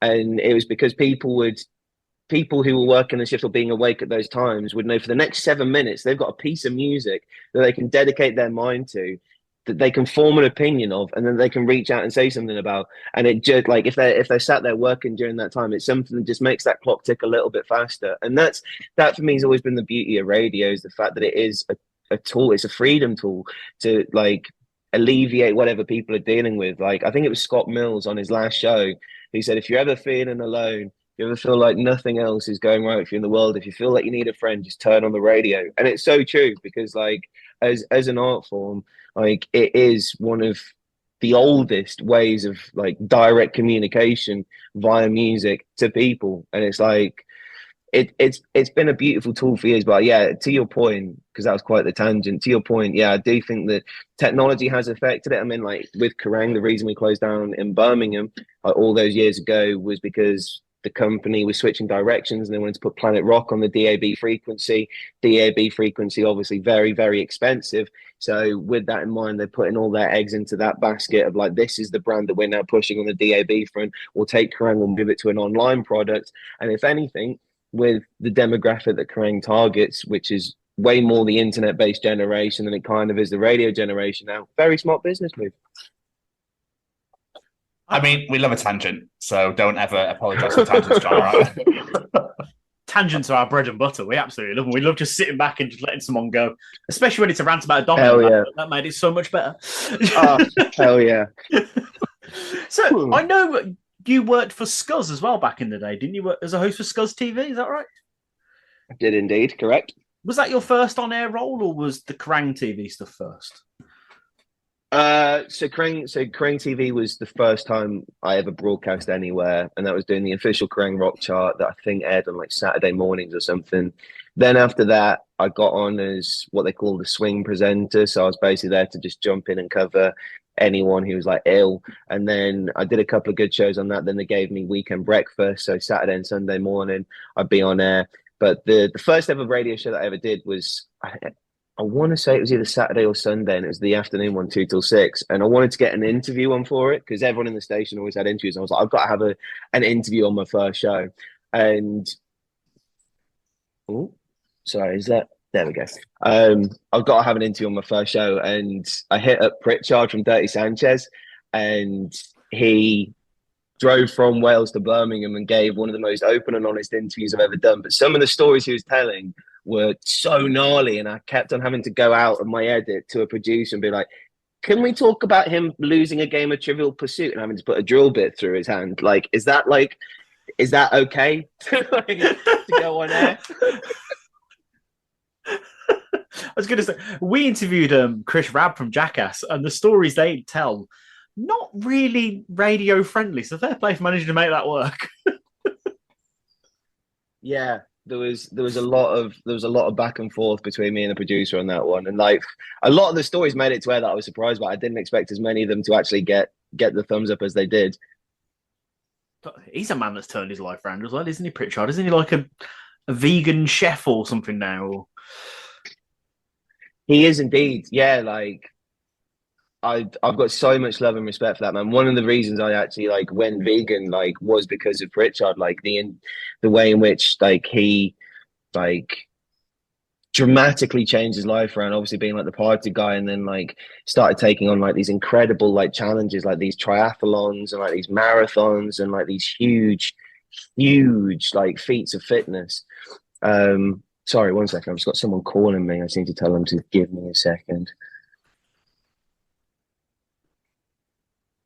The power of editing. Thank you. I'm so glad this isn't live. I forgot to check. No, you're all good. It's just your concentration face isn't that bad, so you're all right.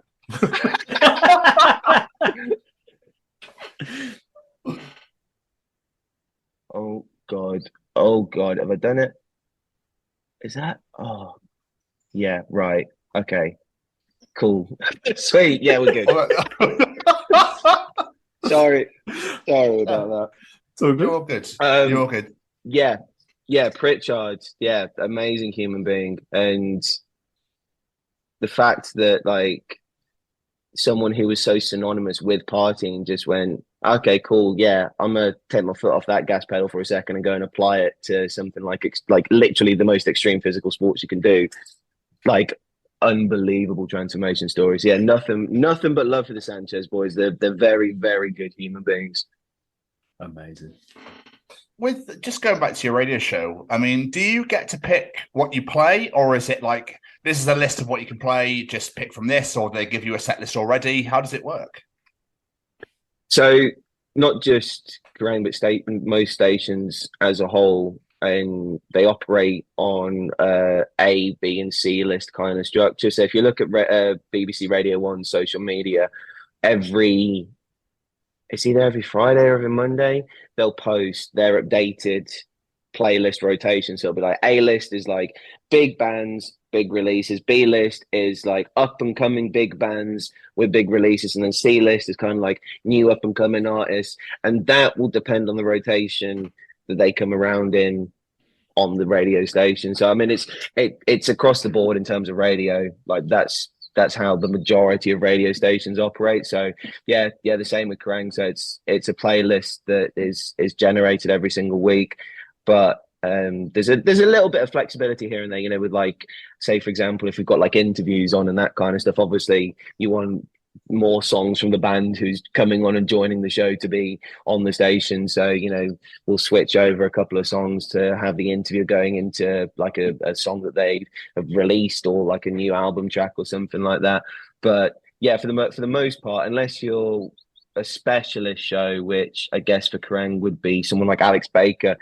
Shout out Alex Baker, by the way. As far as people in the rock music industry go who haven't had as many flowers as they deserve, like Alex is, I think he put something on Twitter a couple of weeks ago. He's never missed an unsigned show, and that show's been running for something ridiculous like a decade. And he is through thick and thin, he has been there for upcoming bands, and he's been responsible for playing bands on the radio for the first time, like Don Broco, Def Havana, Lower Than Atlantis. He was on Bastille before anyone, absolutely anyone. Like, he was playing Flaws on his unsigned show before Bastille were even signed to a major record label. So his show has always been selected and chosen by him, and he's what you call a specialist presenter, whereby like it's all selected based on what he's listening to, what he wants to support and champion. So there's a few of those shows that kick around, but for the majority of daytime and evening show presenters, like you kind of get like your set selection. Okay, so for example, like you mentioned, Alex, then obviously with the up and comers and with the new music and stuff, is there any? If you say you discovered somebody and you're like, let's take, because everyone's talking about Sleep Token at the moment. Like, say, for example, Sleep Token were brand new and you were like, oh my God, you just shake this band up, can I play them on the show? Would you be able to do that?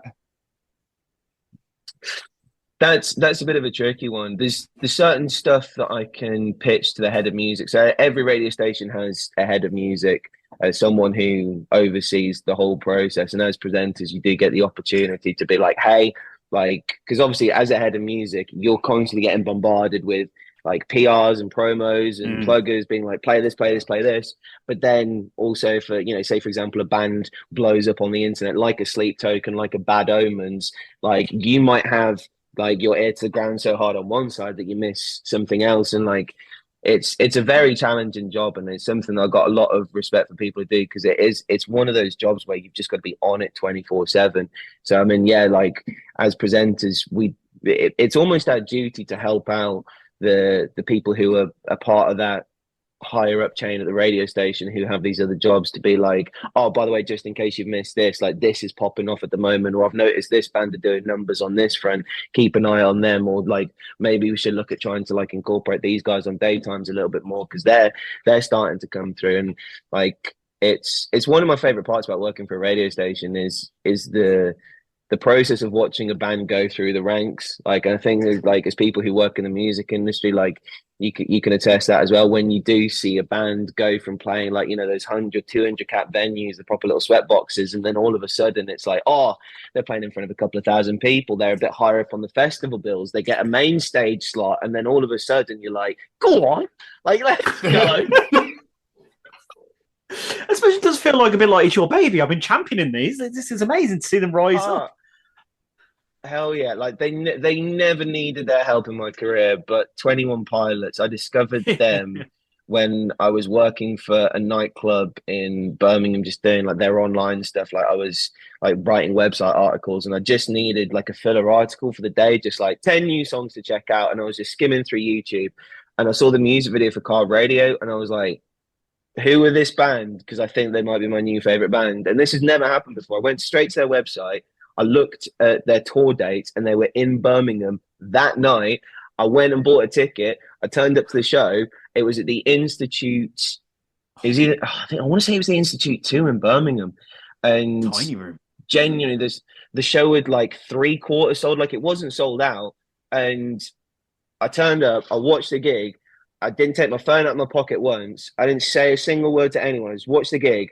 I got on the bus home. I got back to my house, and I was living with my best mate at the time.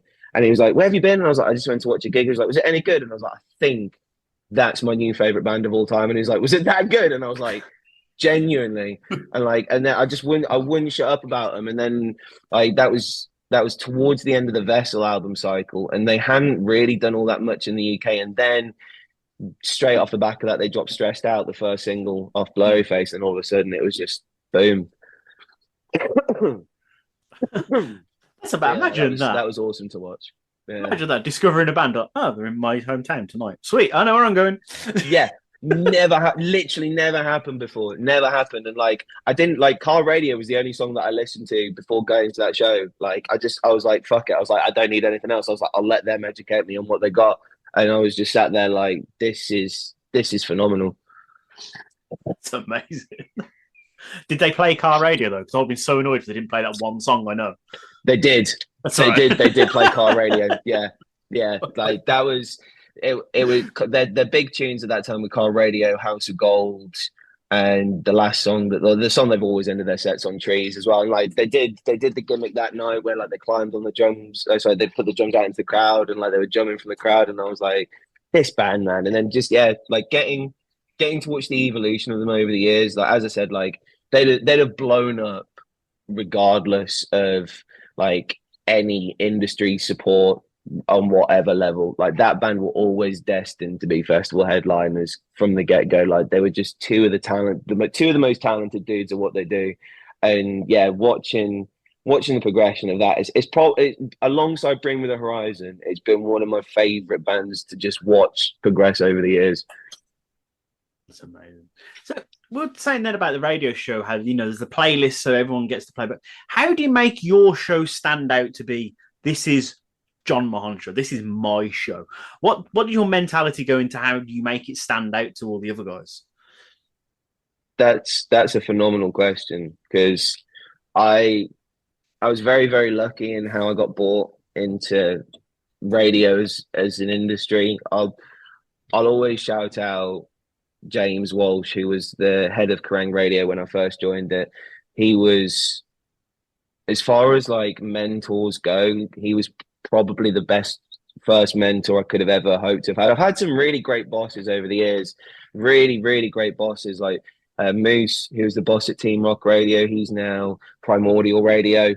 Alex Heron, who was the head of channel at Sco's TV, that then became Ollie Rout, who was the head of channel at Sco's TV, who's now working with me on the Jon Mahon Show. Like I've really been blessed over the years to have some amazing mentors in this industry. But James Walsh gave me a bit of advice that to this day I have in the back of my head anytime there's a microphone live in front of my face, which is, whoever's listening to you has got to feel like they're sat opposite you at a pub, and that you're not talking to this whole, it could be anywhere from 50, 500, 5,000, 500,000 people listening at any given time. You got to make that one person feel like it is just you and them.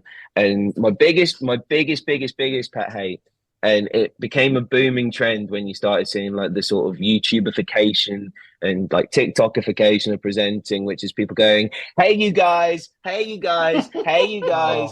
I like a part of my presenting soul dies anytime a presenter refers to their audience as you guys. Like instantly I check out. Instantly I'm like, you lost me. Like for me, like the connection's always got to be personal. I know I refer to like the people who are listening to my show as my friends, because like as a plural, but like that's kind of like the only time I really like put a plural on the people that I'm talking to, is when I refer to it as my friends. Other than that, it's you, like, 'cause I'm talking straight to you. It's like, yeah, hopefully there's a couple more people listening than just you, but like I am communicating directly to you. And whenever I watch any presenters or listen to any presenters, like the ones that I connect with the most are the ones that make me feel like they're talking to me and they're having a conversation with me and I'm part of what they're doing. So that's always been a fundamental part of the process, but also just giving people the opportunity to nerd out about stuff. Like, as a presenter, I've only ever seen myself as a catalyst. Like, I'm not the center of attention. Like, my name might be on the show or like on the idents that play in between songs or whatever, but like I never see anything that I'm doing as mine. I always see it as like an hour kind of thing, because like if I'm interviewing a band, then I'm a catalyst between the fan of that band and the person who's in the band. Like, I'm the in-between that gets the good stuff out of the artist to the people who love and adore that artist. And like, as far as like my presenting career has gone, I've always endeavored to be nothing more than someone who either tells stories or facilitates people telling stories. And I always think that's a really important thing to anyone who wants to start presenting. Like as you boys have said, like, you love stories, you love telling stories, you love hearing stories. And it's like, Dave Chappelle tells an amazing bit about it, like in one of his stand-up specials, about how like in like African tribes or villages, there's like one person who is like given the role of learning all the stories about the people in the village and the history of the village. And when that person dies, they say it's akin to a library burning down, because all of these stories and all of these memories leave with this one person. And his mom turned around to him and said, "That's you." There's a specific name for it within African culture. I can't remember what the name of it is, but Dave Chappelle's mom said to him, "It's like, that's you. You're one of those people." And I was like, that's phenomenal, because that's what I've always seen myself as, is just someone who collects stories, who relays them in different fashions to people. That is beautiful. Wow. I love that. Yeah, I love that so much. I was so into what you're saying then. As soon as you start speaking, like, oh shit, yeah, I need to say something. It's all good, man. Like, there's a little bit more than me than just a guy who sings 3 songs from time to time. I do pick up some stuff from other people that's worth referring to every now and then. Just off that absolutely beautiful moment now where we just listened to you speak for the last 10 minutes, I just want to segue really, really quickly, because you got to be witness to one of the greatest moments in WWE history when the Hardys returned at WrestleMania. Like, I remember 2017, 2018, I think it was, wasn't it? And I was sat in my bedroom and I had it on. And when that music hit, I think I was about as near as loud as the crowd. At first, the house didn't come down and actually screamed the place down. But to be there must have been unbelievable. Bro, like I've been privy to some loud sounds in my life. Like, up until that point, the loudest sound that I'd heard from a crowd was, I went to do you remember when iTunes used to do the music festival, and they used to take over the Roundhouse in London, and they book like silly big names for like a week in London? Yes. They booked 5 Seconds of Summer, and somehow I ended up at the gig. And it was like one of the first big kind of shows 5 Seconds of Summer done. And they came out on stage, and the sound of teenage girls screaming, like, borderline deafened me. I was like I've never put my fingers in my ears before at a gig. That was the first time I was like, I can't, that hurts.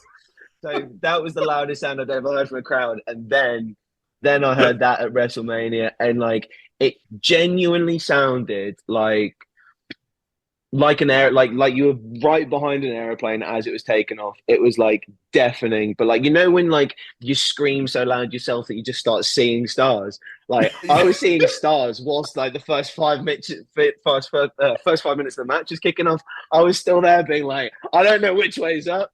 Like, it was unbelievable. And like, that was my first WrestleMania as well. And like, the elation of the Hardy Boys returning, and then having to watch Roman Reigns beat Taker in the main event. It was like, I forgot that was the same year. Oh, yeah. For me, that's when Taker retired, though. That was when Taker retired that night. Everything after that no, like that for me was the last time we saw the Undertaker. Man left his hat and his gloves and his ring and like broke character and kissed his wife for the first time. I was like, that was the end of Undertaker. Everything else was kind of like post-credit scene. I mean, the AJ Styles match was decent. I know obviously it was COVID times. They had to do it in a weird place or whatever, but I really enjoyed it.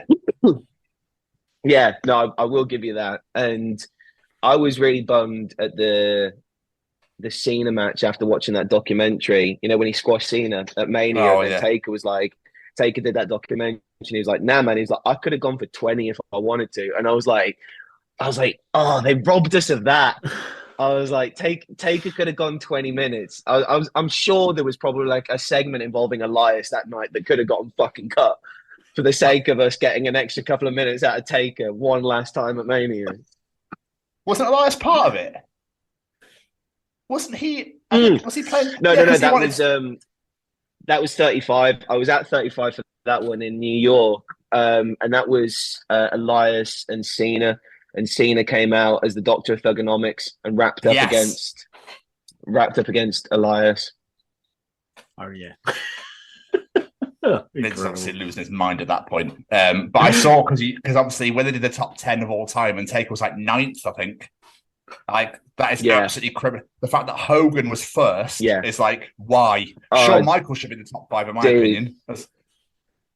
Dude, like, yeah, Taker's my favorite wrestler of all time, like hands down, without question. If we're talking greatest wrestlers of all time, it would be Taker. The one that influenced me the most was Jeff Hardy, but greatest wrestler of all time, no questions asked, is the Undertaker. Like, I don't care what you say, no one has had the track record that Taker has had in terms of like, you know how everyone from that generation has had a problem or an issue, or like there's a mark on their ledger that says, "Hey, you're not quite perfect." Like Taker is as close to perfect as a pro wrestler could have been. He lived that gimmick his entire goddamn life, and it's like at some point the industry broke everyone else. It broke Shawn, it broke Hogan, like to an extent it broke Triple H as well. But Taker, like it never broke Taker.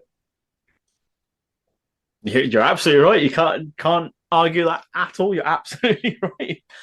And plus, some of the coolest entrances ever. Did you ever get to see it? Did you ever get to see it live? I haven't. I never actually saw Taker live when I've been to wrestling. Yeah, I've seen it 3 or 4 times.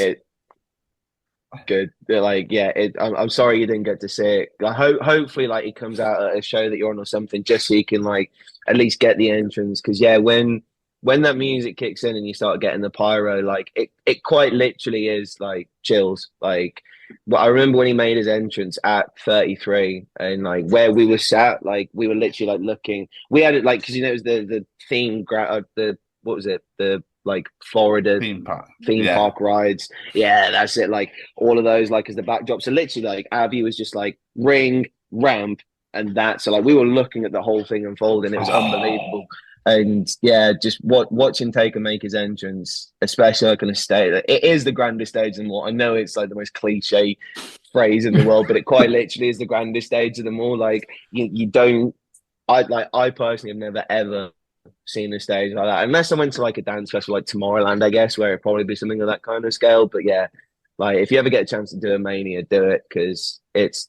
If you've ever been a pro wrestling fan in any way, shape, or form, do a Mania. Just give yourself one that like they're never not worth going to. No, I'd love to go to one. I really would. I've never got the chance, but I'd absolutely love to go to one. Isn't 40 next as well? Isn't it 40 next year? 40 next year. It is indeed. Yeah. If current booking is to be believed, it's going to be more Roman Reigns for the next couple of years. Until Dominic Mysterio takes the title off him. No.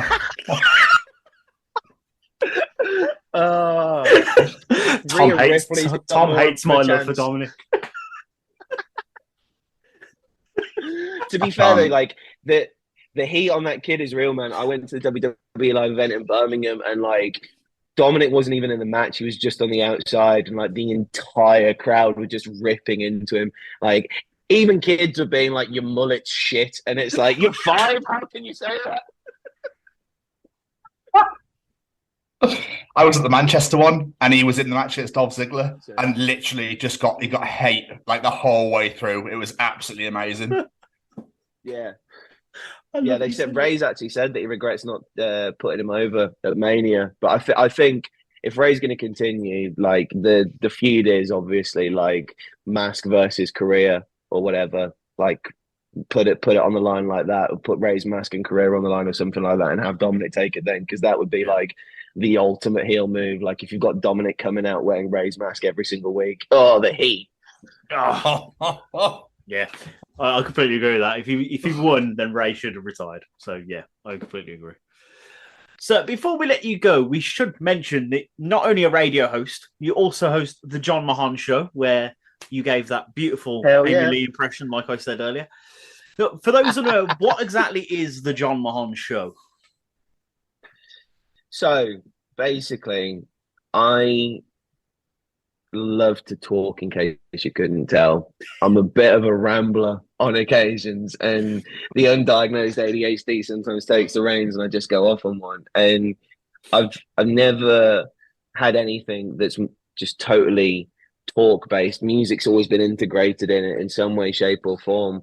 And I was looking at it and I was like, if I'm going to talk, I want it to be video based, and I want it to be live video based, and I want to bring that element back of like having live interviews, because I think that like there's not really anywhere that you get that kind of energy from something being live from in that aspect anymore. Like even the majority of like radio stuff or press stuff, when it gets to a certain level, you know, when you see like bands like Bring Me doing like morning shows when they got the album coming out, that's as kind of live as it gets. But even then, they're still restricted by obviously your Ofcom regulations as to what you can and can't say. Whereas on the internet, you can swear, you can say whatever the fuck you want, tell whatever stories you want, like if you want to tell a story about like someone in the band shitting themselves on the tour bus, you can tell that story, and you can tell it in all the gory detail that you want, and that's the kind of stuff that I want. I want more shit. Not literally, I hope. No, not literally. Although they like. I am always a fan of and then I shit myself story. Jim Jeffries did an entire stand-up special where it just built to him saying, and then I shit myself. And it's one of the greatest stand-up specials of all time. It's called Intolerant. I know I'm doing tonight. Great stand-up special. And if you want to talk about tangents as well, the way he goes off on tangents and then comes back from them is like a masterclass in it. But yeah, so like I wanted to bring that element of having the live interviews and that thing back, and also, you know, I like reacting to stuff, and I try my best to, if I am reacting to something on the show, to not listen to it, so I am actually giving my live reaction. So on the show that we did this week, I reacted to the new Sleep Token album. Like Ollie, who is on the show with me, he'd heard the album before, but for me, it was like a genuine, natural reaction. And that's kind of what I want to bring back. I just want to bring back the live element, but then also it's almost the unpredictability. And because we're live in the evenings as well, it means that it's a more friendly time if it's a band from the United States to jump on as well. So if we're live between 7 and 9 p.m., it's 2, 3, or midday, depending on which side of the States that you're on. That's a very friendly time to come on and do an interview. So yeah, like it's just trying to bring a bit more live chaos back to proceedings. Like, because don't get me wrong, like I do very much enjoy being PG on the radio. I think it obviously is important to be like that on the radio so that you don't upset Ofcom. But I think having that other side where you can be a little bit more yourself is refreshing as well, because obviously I do have, like, after chatting me today, you could probably see that I enjoy a swear word or two, like having to like mentally check out of that side of your personality for 3 hours, and then it's occasionally quite hard. I can just imagine you accidentally say fuck, you're like, shit, I didn't again, bollocks, shit, fuck. Ofcom, I'm sorry. Yeah, genuinely, like it's why I always laugh when, you know, you see like people in sports like getting interviewed after like a football match or something like that, and it's like, how did the game go? They're like, fucking amazing. Oh shit. It's like every single time, if they swear, it's followed up by a second swear word reacting to the initial one. Literally, like Erling Haaland just literally did when Man City won the title on Sunday. Yep. Yeah. Beautiful. Anyway, I fucking love you. Oh God! Oh, oh no! So I am Norwegian. Does it absolutely blow your mind still to this day that you get to interview and hang out with like people that you've listened to growing up and that sort of thing? Like, there's not a day goes by that I'm not grateful for it. Like, I've been in a position in my career where like it all went away and like everything fell apart, and like losing it gave me a deeper sense of gratitude than I ever had, because I realized that it's something that loads of people would love to do, but not everyone's fortunate enough to do. And taking a step out, it was never through choice. It was just like, life just got on top of me, and like I was just unable to deliver. And being in that position of just seeing it all sort of like slowly dwindle away after dedicating my life to it was enough of like a sort of rock bottom motivation story to go, okay, how bad do you want it? There's a Fever 333 song called Inglewood, and literally like the last 2 minutes that tune is just Jason Alon Butler going, how bad do you really want it? And that was the pep talk I had to give myself. I was like, cool, how bad do you really want it? Like, remember what that 16, 17, 18-year-old kid was doing every day after school, getting you to this point. It's like, are you going to look that kid in the eye and say that you can find the drive or the motivation to get back in there and to continue chasing it? So after having that word in myself, it was the case that I was like, cool, you can't take any of this for granted. Nothing's guaranteed. Like, no one is promised forever in any industry, but with the time that you are afforded in it, you got to make the fucking most of it. And it's like, if I'm in a position where I'm going to be chatting to a band, you best believe that I'm going to deliver the best goddamn interview I can deliver with the time that I've got. And it's like, I'm always very respectful of people's time as well. Like, especially with creating my own new media outlet, I know that, with anything new, you're never going to get everything immediately. You have to build up to certain stuff. But even then, the stuff that you get afforded, you've always got to be eternally grateful for. And for anyone giving you like their time on whatever level that you're at, and there's no conversation that's not worth having either. And for me, like the beautiful learning curve out of it all was the fact that I was like, I know what it's like to have not had it. I'd rather have it than be in a position where I could do anything to jeopardize not having it. So with that in mind, whatever level it is and whatever aspect it comes in, I'm happy to do it as long as I can get to do it. That is incredible. And I think what sums it up beautifully is being in Malta on a stage DJing with Caleb Shomo singing Beartooth songs. Like, I saw that clip on your Twitter and I was just like, that is incredible. Being in Malta, like, alone, just being in Malta itself is unbelievable. To be there with Caleb Shomo, with the lead singer of Beartooth, singing Beartooth songs just on stage must have been unreal. Yeah, man. Like, it's moments like that where I'm like, this stupid level of stuff is happening to me, and it could be happening to anyone. And I was like, somewhere in the multiverse, there's a different person in that position. But in this version of this reality, it's me, and it's something that I've never taken for granted, and that I'm always grateful to be in the room for. And one moments like that where it is the case that you're in a foreign country at a festival that doesn't make any sense but has been executed perfectly down to the last detail, and all of a sudden you've got the lead singer of a band that you have been a fan of since their inception jumping about on the DJing booth with your laptop that has been with you since you were 16 years old, that has seen every variation of alternative club night, shaking to its foundations. This laptop was so bastard old. I've had to retire it since that trip. It sat in a drawer over there. But that laptop came with me to so many sets, and it survived everything. It was literally gaffer taped together eventually on the bottom. Like, that's how much survival the old girl had in her. But being in that position where I was stood there gripping this laptop because it was violently shaking, was Caleb was headbanging and screaming Beartooth songs. I was like, if a guy who bought this laptop and first started learning how to use Serato could see what was going on now, he'd think that this was the coolest shit in the world. And I tried to never lose touch that. I always try to think what I was like when I was aspiring to be in all these positions, when all I wanted was these kinds of moments. And with this industry, it's very, very easy sometimes to get disheartened when you work your ass off for stuff and it doesn't come through. But on the moments that the stars align and it does come through for you, you got to cherish those and hold on to those, because some people chase that dragon for ages and never actually get anywhere close to it. So yeah, always grateful. Always grateful.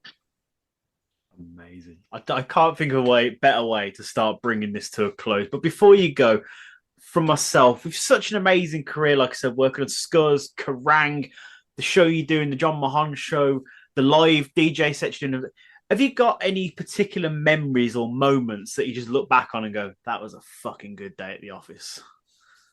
I got loads, man. I could chew your ear off about these forever. And like sometimes they're not even like the massive ones. Like sometimes they can be just the ones that you're at. I mean, like I remember when I first did Download Festival at the Doghouse for the first time, and I was DJing to like 5,000 people, and I was like, this is unbelievable. Like, I was in the tent at the Doghouse. I must have been like 20 or 21 years old, and like that was unbelievable. Or like going to Groys Rock Festival in Belgium and like DJing to 8,000 people there. And Boardmasters Festival, I got to do that last year. I got to do the Silent Disco on their main stage, and that was like between like 28 and 30,000 people. And that was a funny one, actually. I actually got told off for the crowd going too hard. That's never happened before. Like someone came over and was like, I need you to tell me the next 3 songs you're planning on playing, and if I think they're too rowdy, change them. And I was like, Seven Nation Army, When the Sun Goes Down, and then like Oasis, Wonderwall or something. And they're like, you can play Oasis. And I was like, hold on. What? Like, because yeah, apparently people going too hard down in the grounds. But like those, like all of those kinds of memories. But then even like I did my own club night for a period of time, and like it was fun. It was fun whilst it lasted. I'd never be a promoter again because the stresses involved are way above what I have the capability to deal with. But like first time I ever put on a club night, and like we just undersold the place out, and there's just a room full of people there that had just come down for something that I'd put on. That was a really wholesome moment. I went and DJ'd the night in Barnstable a couple of weeks ago, and it was like a family-run business, and like everyone there was just really appreciative that there was something like that going on. Yumi at 6 were like the headline guest DJs, but I've been booked to do a DJ set as well, and like it was just the best fun, and it was just an occasion where like everyone who was there was just well up for everything. And so for me, like the standout moments don't even have to be the ones where it's like the big crowds on the big stages at the big festivals. Sometimes it's going to like a 450 cap club and the people there just being unbelievably awesome. But yeah, there's been some funny ones over the years. I remember like one of the nightclubs that I used to work at. we did a night. There was like an Only Way is Essex theme night, and this like if you think clubs are like clinging onto themes now for anything to pull people in, just bear in mind that people used to do Towie themed club nights back a day, and like the unique thing on stage that night was you could get a spray tan at a club night, the place that you want to get a spray tan. So yeah, so as the MC and DJ for that night, I had to go on the mic and go, right, if you want a spray tan, form an orderly queue at the front of the stage. And as I said, form an orderly queue, this one really excited dude leaps up onto the stage, but as he does, trips on the front of the stage and just plows through the DJing table. And I'm talking like thousands and thousands and thousands of pounds worth of equipment all just go flying in different directions. Like my buddy Tommy still has a dent in his laptop from how his laptop landed that night. But like this guy plows to the DJ desk and security emerge out of the walls like spiders in a horror film. Just jump onto the guy, like grab a limb, like full on like carry him out the back. And I was like, that last bit was maybe a little bit excessive for what he actually did, because like it was hilarious that someone was just that enthusiastic about getting what was inevitably going to be the worst spray tan anyone could ever hope to receive at a club night on a Thursday night at the Purple Turtle in Camden. It's something that I'll never forget. I think the most fitting punishment for that would have been getting the spray tan. yeah, genuinely. Like, it's like we actually saved him. I would have loved to have been in that board meeting. So, guys, what sort of club night do you reckon we should have? Towie? Okay, that's fine. Yeah, we can handle that. That's fine. How about... Yeah, they're doing views at the moment. Nice spray tans. Let's get spray tans in the dirtiest place, full of alcohol, drunk people. No, that is the most ridiculous thing ever. Do you prefer DJ? Same company used to do hot tub parties as well. Sorry, carry on. That's all right, I don't apologise. It's fine. Hot tub parties? What, in clubs? Yeah, in clubs. They put hot tubs in clubs. Luckily no one got electrocuted, but like the water at the end of those things was disgusting. Yeah, I bet. Oh, God. Like what? Anyway, there goes their book of good ideas. What else could we have? Oh, let's get Ian Watkins from Lost Properties DJ. That genuinely happened, and I was there. Anyway, let's move on from that. Oh, God. Boys, yeah, not great. I crawled through his legs and everything. Anyway, let's move on. Jesus. Do you prefer DJing club nights or festivals? Which one? Because obviously festivals, you get more that feel like. I saw the Boardmasters video again, where they were all just singing back at you and you was loving life. I'm just jealous of your life. Yeah, man. That's what it is. It's stupid at times. I wouldn't say I have a preference either way, because like for me, like as someone who does it for the love of the game, like you don't tend to have a preference because you're just grateful that you're still being booked. And no matter what set it is, like I have done DJ sets in parts of the world where there's quite literally been 5 fucking people in the room. Like I have traveled hours and hours and hours and hours across this country to go to places, to play songs to hardly anyone, just because I fucking love this shit. And if I didn't, then the first time I'd have experienced one of those gigs, I'd have thrown in the towel and been like, nah, man, I'm not doing that again. But the fact that like even like this stage in my career, like I can still get booked for something. I can turn up and for whatever reason, can be a million different factors, for whatever reason, that night just hasn't sold. And I've still got to go out and act like I would if it was the main stage of Boardmasters and there's 30,000 people there. Like it's the exact same energy, it's the exact same experience, because at the end of the day, those people have paid money just like the people at the festival have to come and cut loose, and they can be cutting loose for whatever reason. Maybe they've had a shitter of a week and they've just been looking forward to this night out, and just because the room isn't as full as me as a DJ would like it to be doesn't mean those people are entitled to any less of what I'm fully capable of.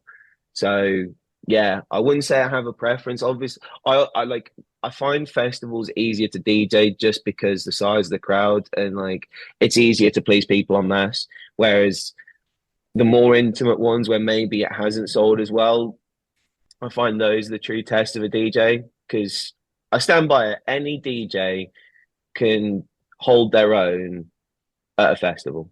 Anyone. Like, say, for example, say Boardmasters, for example, where it was the case, like it's a silent disco kind of setup.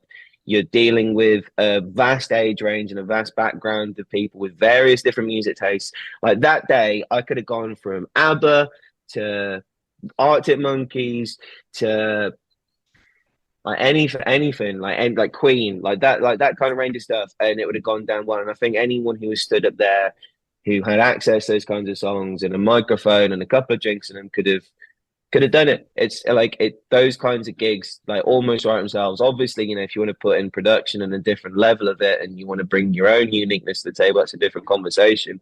Whereas I think the true test of at least a good DJ is like, all right, let's put you in front of 150 people in a room that should hold 500 on a Friday or a Saturday night, and you've got to keep 150 people in a room where they look around and they know that they've chosen to go to a club that isn't particularly busy that night. How do you keep those people in that room? Yeah, exactly. Yeah, you can't please everyone, and especially when there's less people to please, it's going to be even harder to do so. So fair play to you, but harder. when you've got a personality like yours, it seems to make sense why you can do it, my friend. Let's just say that this has been absolutely. It's very kind of you. This has been so much fun, John. Mr. Stevens, before we let our wonderful guest go, do you have any more questions? I have one, John, and I promise you I'll leave you alone, all right? No promises needed, my friend. I've really, really enjoyed this conversation. Thank you. Before I'll do a proper thank you, but a pre-thank you to the final thank you. Thank you for having me. No, it's been absolutely incredible.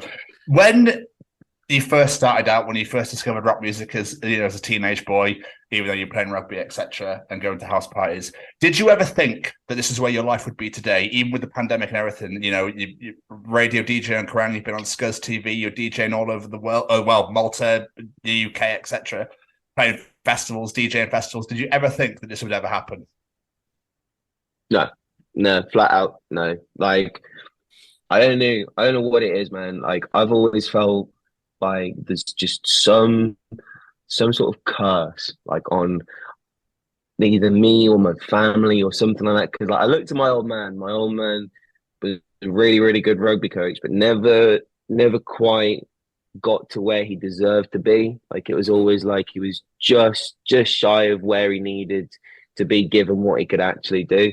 And for the longest time, I convinced myself that it was always something different for other people, and that I was, like, no matter how hard I tried, I wouldn't necessarily get anywhere near to where I wanted to go.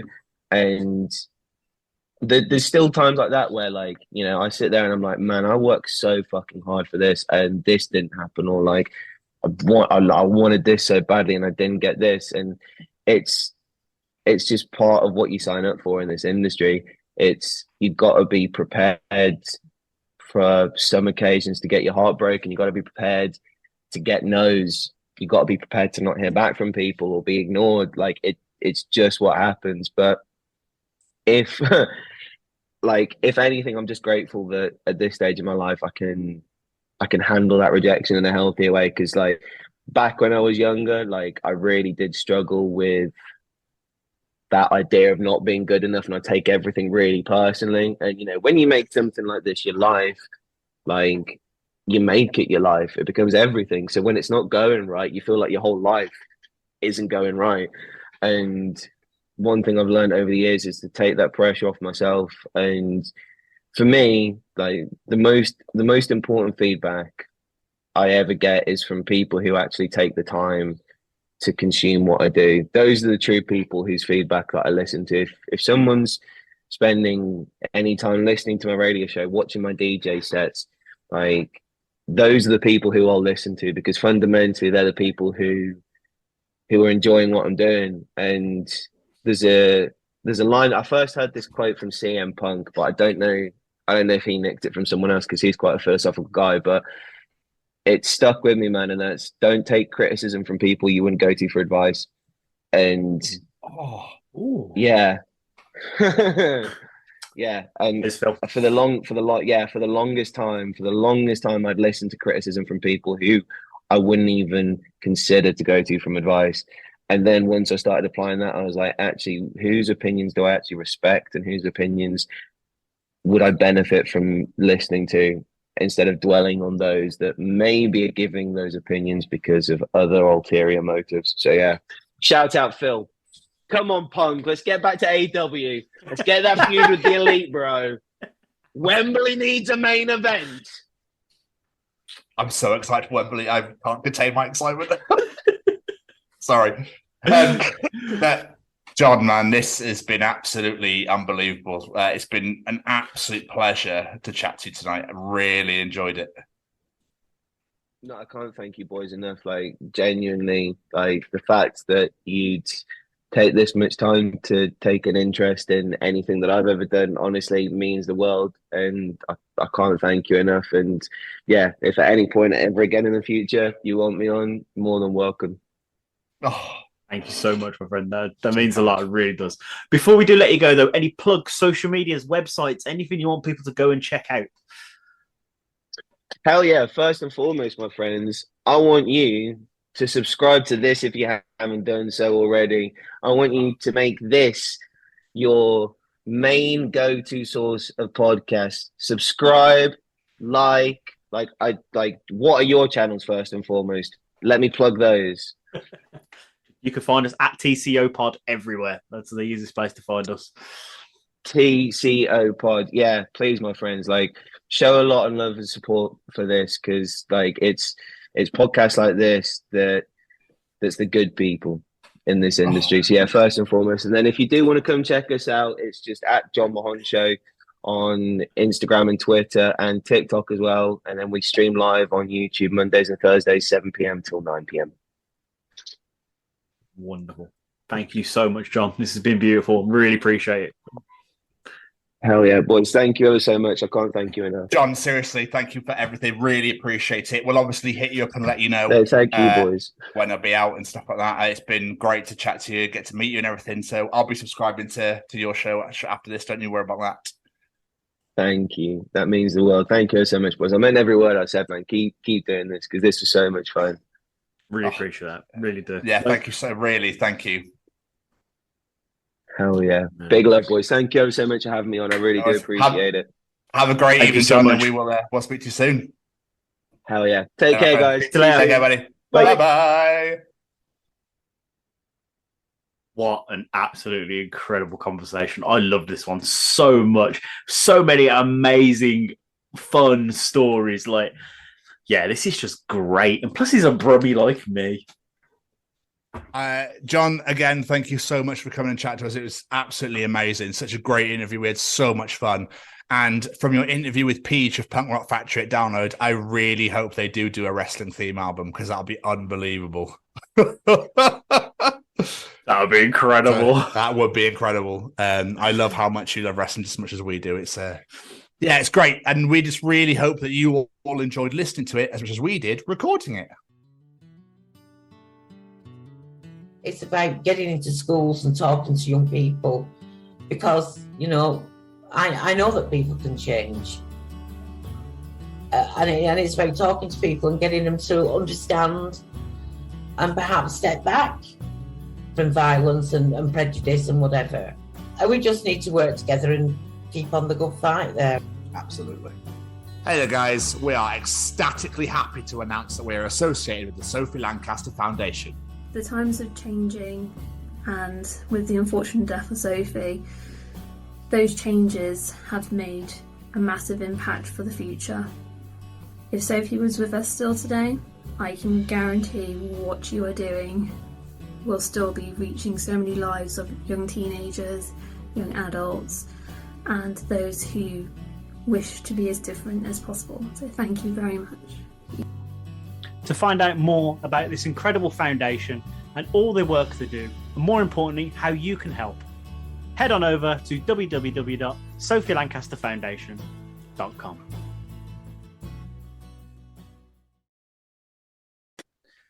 Mr. Stevens. Me. Dore so mi fola. Yeah.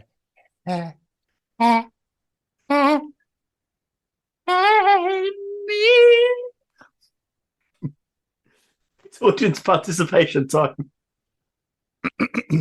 me. Dore so fola me. Participate, bitch.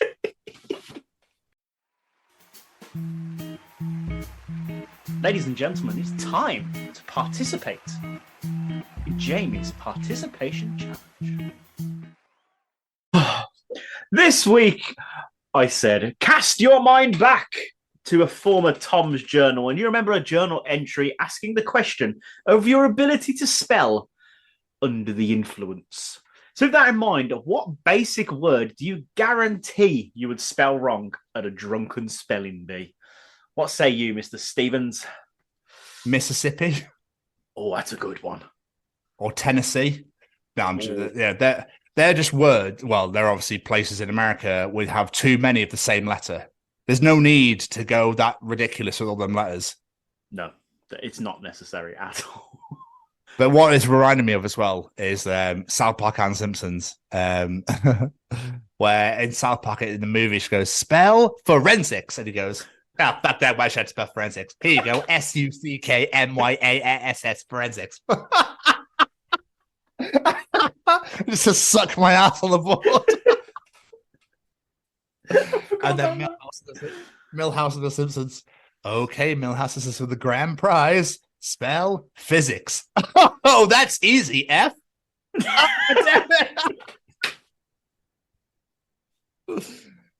Drunk is spelling bee. I get everything wrong. No doubt. I was going on a massive tangent about something else.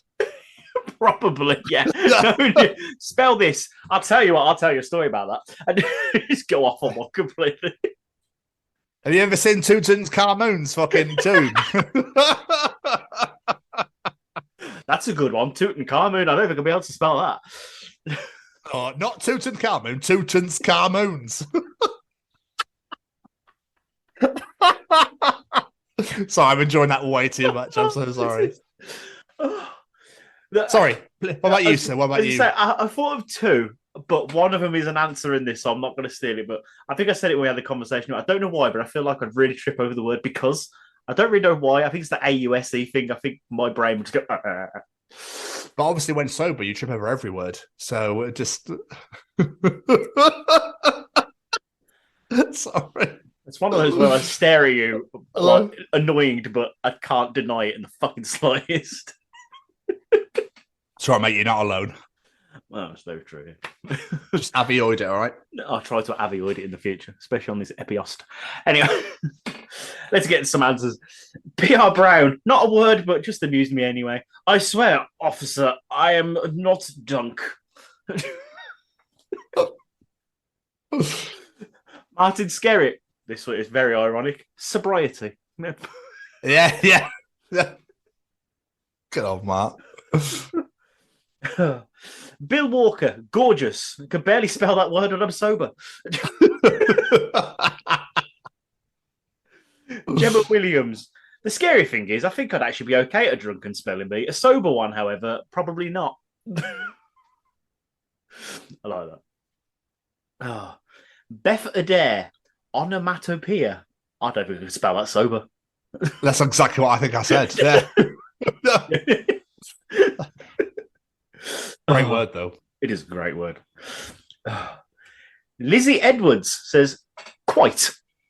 I'm not sure why you can trip over the word quite, but there we are. Claire Jones, any word, because I can't spell them when I'm sober. Is she dyslexic? She is, yeah. Yeah, there you go. So, it feels mean picking on that. Laurie Jean, this answer really made me laugh. Well, I can only spell banana because of Gwen Stefani. What? That shit's bananas. B-A-N-A-N-A-S. Shit's bananas. I have never ever heard that song in my life. You've never heard Holla Back Girl by Gwen Stefani? Oh, is that where that's from? Yeah. I haven't heard that song, yeah. Oh, shows how much attention I paid to that shit. Becky Westwood. I actually forgot she answered this. Because it always got me when I was a kid. There we are. Paul Bamford. This is a good one. Hedgehog. Good word. Great the word. one with too many of the same letter. You don't need it all. Make them silent. Lisa Sobis. Cockerel. Guarantee I'd miss out that first D for spelling cockerel. I think everybody would definitely get the first four letters 100%, no problem. When you race it, obviously, that's all you can fucking think about. I'd only know C-O-C-K because I got one myself. Have you seen it, actually? I lost it in my parents' bag. What? Drunk, aren't you? To talk gibberish. That's true, yeah. I think my dad took it for a ride in the taxi. And I don't know what happened. I think we got to Halifax about 7 o'clock.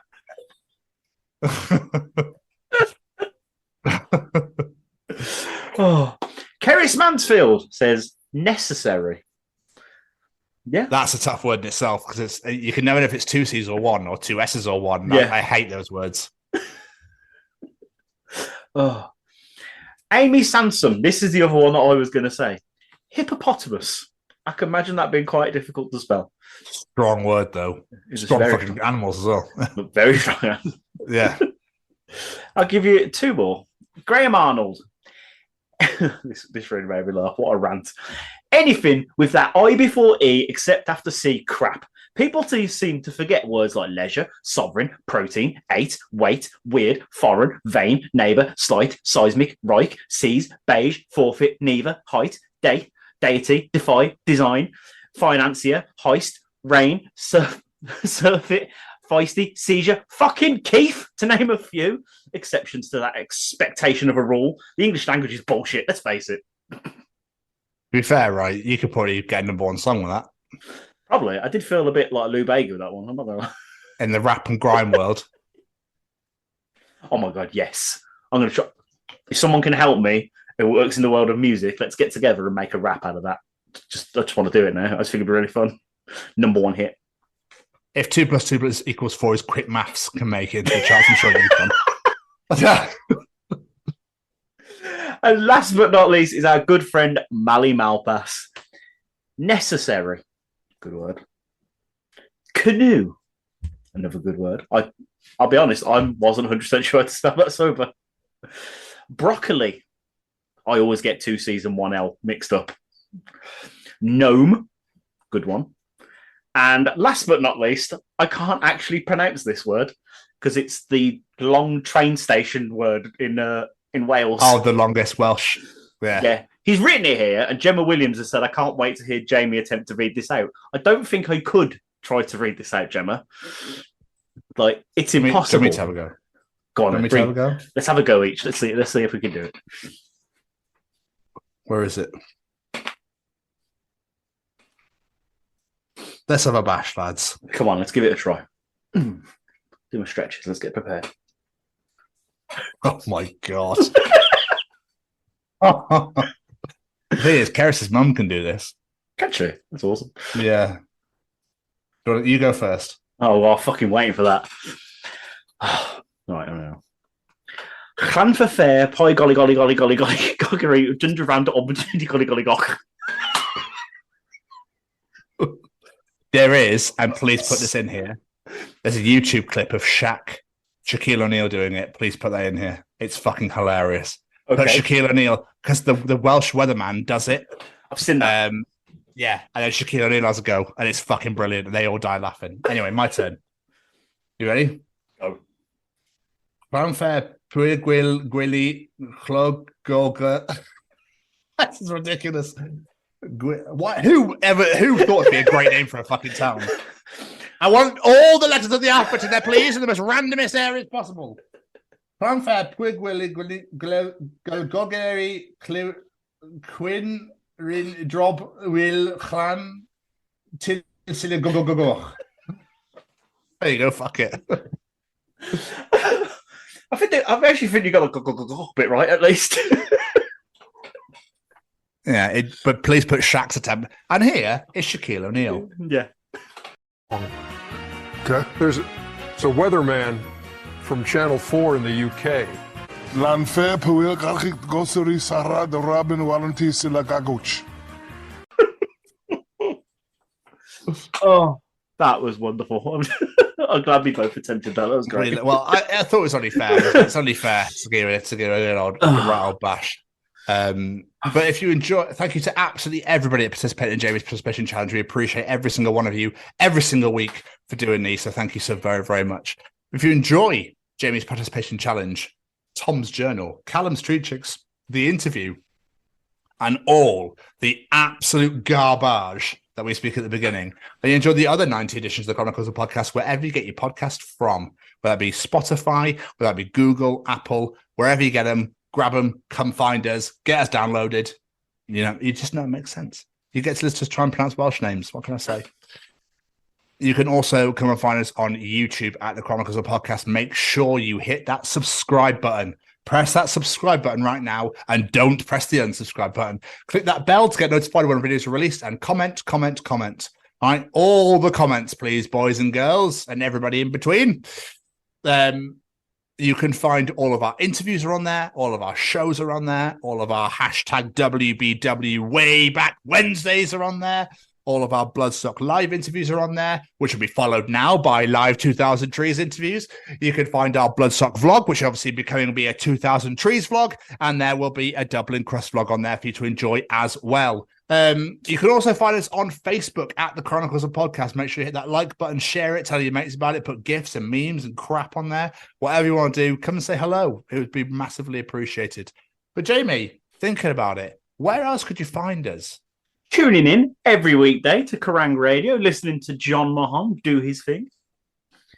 And on the Twitter at TCO Pod. And whilst you're on listening to Jon Mahon Show every weekday on Kerrang Radio and on our Twitter, where else could you find us? Looking in the mirror, saying, I will pronounce this Welsh town name. I am determined. I will do it. I will achieve it. And on our Instagram Although. At TCO Pod. We're also on the TikTok at TCO Pod. Make sure you come on down and check those bad boys out. Jamie has been releasing some unbelievable videos on the daily. It's been great. And then make sure you find his Chesney Hawks video. You can find us on LinkedIn. Connect with us at the Chronicles of Podcast on there. You can find us our beautifully brand spankingly sexy and gorgeous little website at www.thechroniclesofpodcast.com. All of our shows and episodes are on there, all about us on there, and our store is on there as well. Come and get some TCO Pod merch.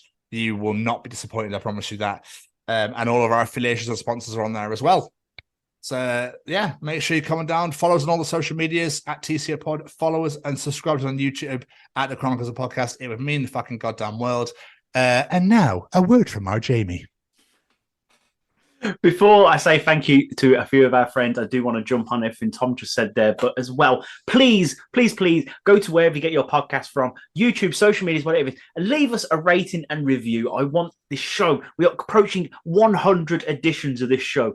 I want everyone to get their eyes and ears on this show. We have had so many incredible guests. We have so much fun having such a great laugh with each other, whether it was Tom's journals, Callum's Treachings, my audience participation, or the wanky bollocks at the start, as Tom likes to call it. We want all the eyes and ears on this show because we are so damn proud of what we put out there every single week. So please help us achieve that. Share this show, leave ratings and reviews. It helps with the algorithm and it gets this bad boy out there. And now I shall say thank you to a few of our friends. First off, every single piece of music you hear is brought to you by one man. That one man is Mr. Singer-Songwriter Matt Roberts. Go check him out on all social medias at Matt Roberts Music. He's just got himself a bunch of whole new toys and kit to play with if you've seen him on social media, so we cannot wait to see what is going to be coming out from him very, very soon, hopefully. But until then, go check out his most recent album, Light of Day, wherever you get your music from, whether that be Spotify, Amazon Music, or wherever that may be. And of course, we have to say thank you to Mr. Braden Barry and his Stay Cozy Clothing. Head on over to www.staycozyclothing.com or download that smartphone app. Take a look at what is on there. There is t-shirts, there is hoodies, there is hats. There is even those beautiful mugs that I keep talking about. Go add whatever you like to your basket. And of course, enter that discount code, The Chronicles, to get 10% off your order. As Mr. Stevens mentioned earlier, Braden is currently on tour in the States, selling his wonderful Stay Cozy clothing at the merch stand. I can't promise it'll work, but I really just want someone to try it. Shout the Chronicles at him as you're paying. Just see if it works. You never know. You never know. And of course, go check out all of Braden's music. Say We Can Fly, his most recent album, Beneath the Roses, and his brand new single that came out just the other day, Through the Trees. Go check it out now. It's an incredible song, an incredible music video. Thank you for everything you do for us, Braden. It means the absolute world. And last but not least, we have to say a massive thank you to the Sophie Lancaster Foundation. They are stamping out prejudice, hatred, and intolerance everywhere. And I mean everywhere. This is not just a thing that affects people in the UK. This is a global issue. I was talking to someone online recently from Canada, and they knew all about Sophie's story, and they themselves were treated differently just for the way they dress, the way they look, and for being the person they want to be. So please do us all a favour. Head on over to sophielancasterfoundation.com. Familiarise yourself with Sophie's story if you aren't aware of it. Please familiarise yourself with that story. Share that out there to others who might not know about this story, because this is a story that needs to be known about. This is something that affects so many people on a daily basis, and it shouldn't be happening still in 2023. It's absolutely ridiculous. I want to say a massive thank you to everyone who attended the Download Festival. Typically, we thanked you all last week, but after the episode came out, we found out that they sold out of every single piece of merchandise. They had to close the tent early with a "sorry, we are sold out" sign. That is absolutely incredible. And the amount of love and support you guys who are at the festival through towards the foundation, it's just, do you know what it is? I can tell you what it is. Superb. Absolutely love it so much. As I said before, we cannot wait to be out there supporting the foundation in the summer seasons at the festivals. We cannot wait. We've got some great things lined up on our ways as well. Just stay here, pay attention to everything we are doing, and you will find out what those are. And last but not least, a massive thank you to my handsome co-host over there. Thank you, sir. Ditto. The feeling is mutual. Another great edition. This has as been always absolutely amazing and fucking hilarious. It has been a great and massive thank you and shout out again to John. Thank you so much for coming on the show, my friend. It'll be great to see you in a couple of weeks at the 2000 Trees Festival. Everybody go and check out the Jon Mahon Show right fucking now on YouTube and get subscribing. And while you're there, subscribe to the Chronicles of Podcast and get listening to us as well. Another great edition, Jamie. And as for this week, we'll see you all next week for the Chronicles of Joe Matera. Ooh, yeah. Goodbye, everybody.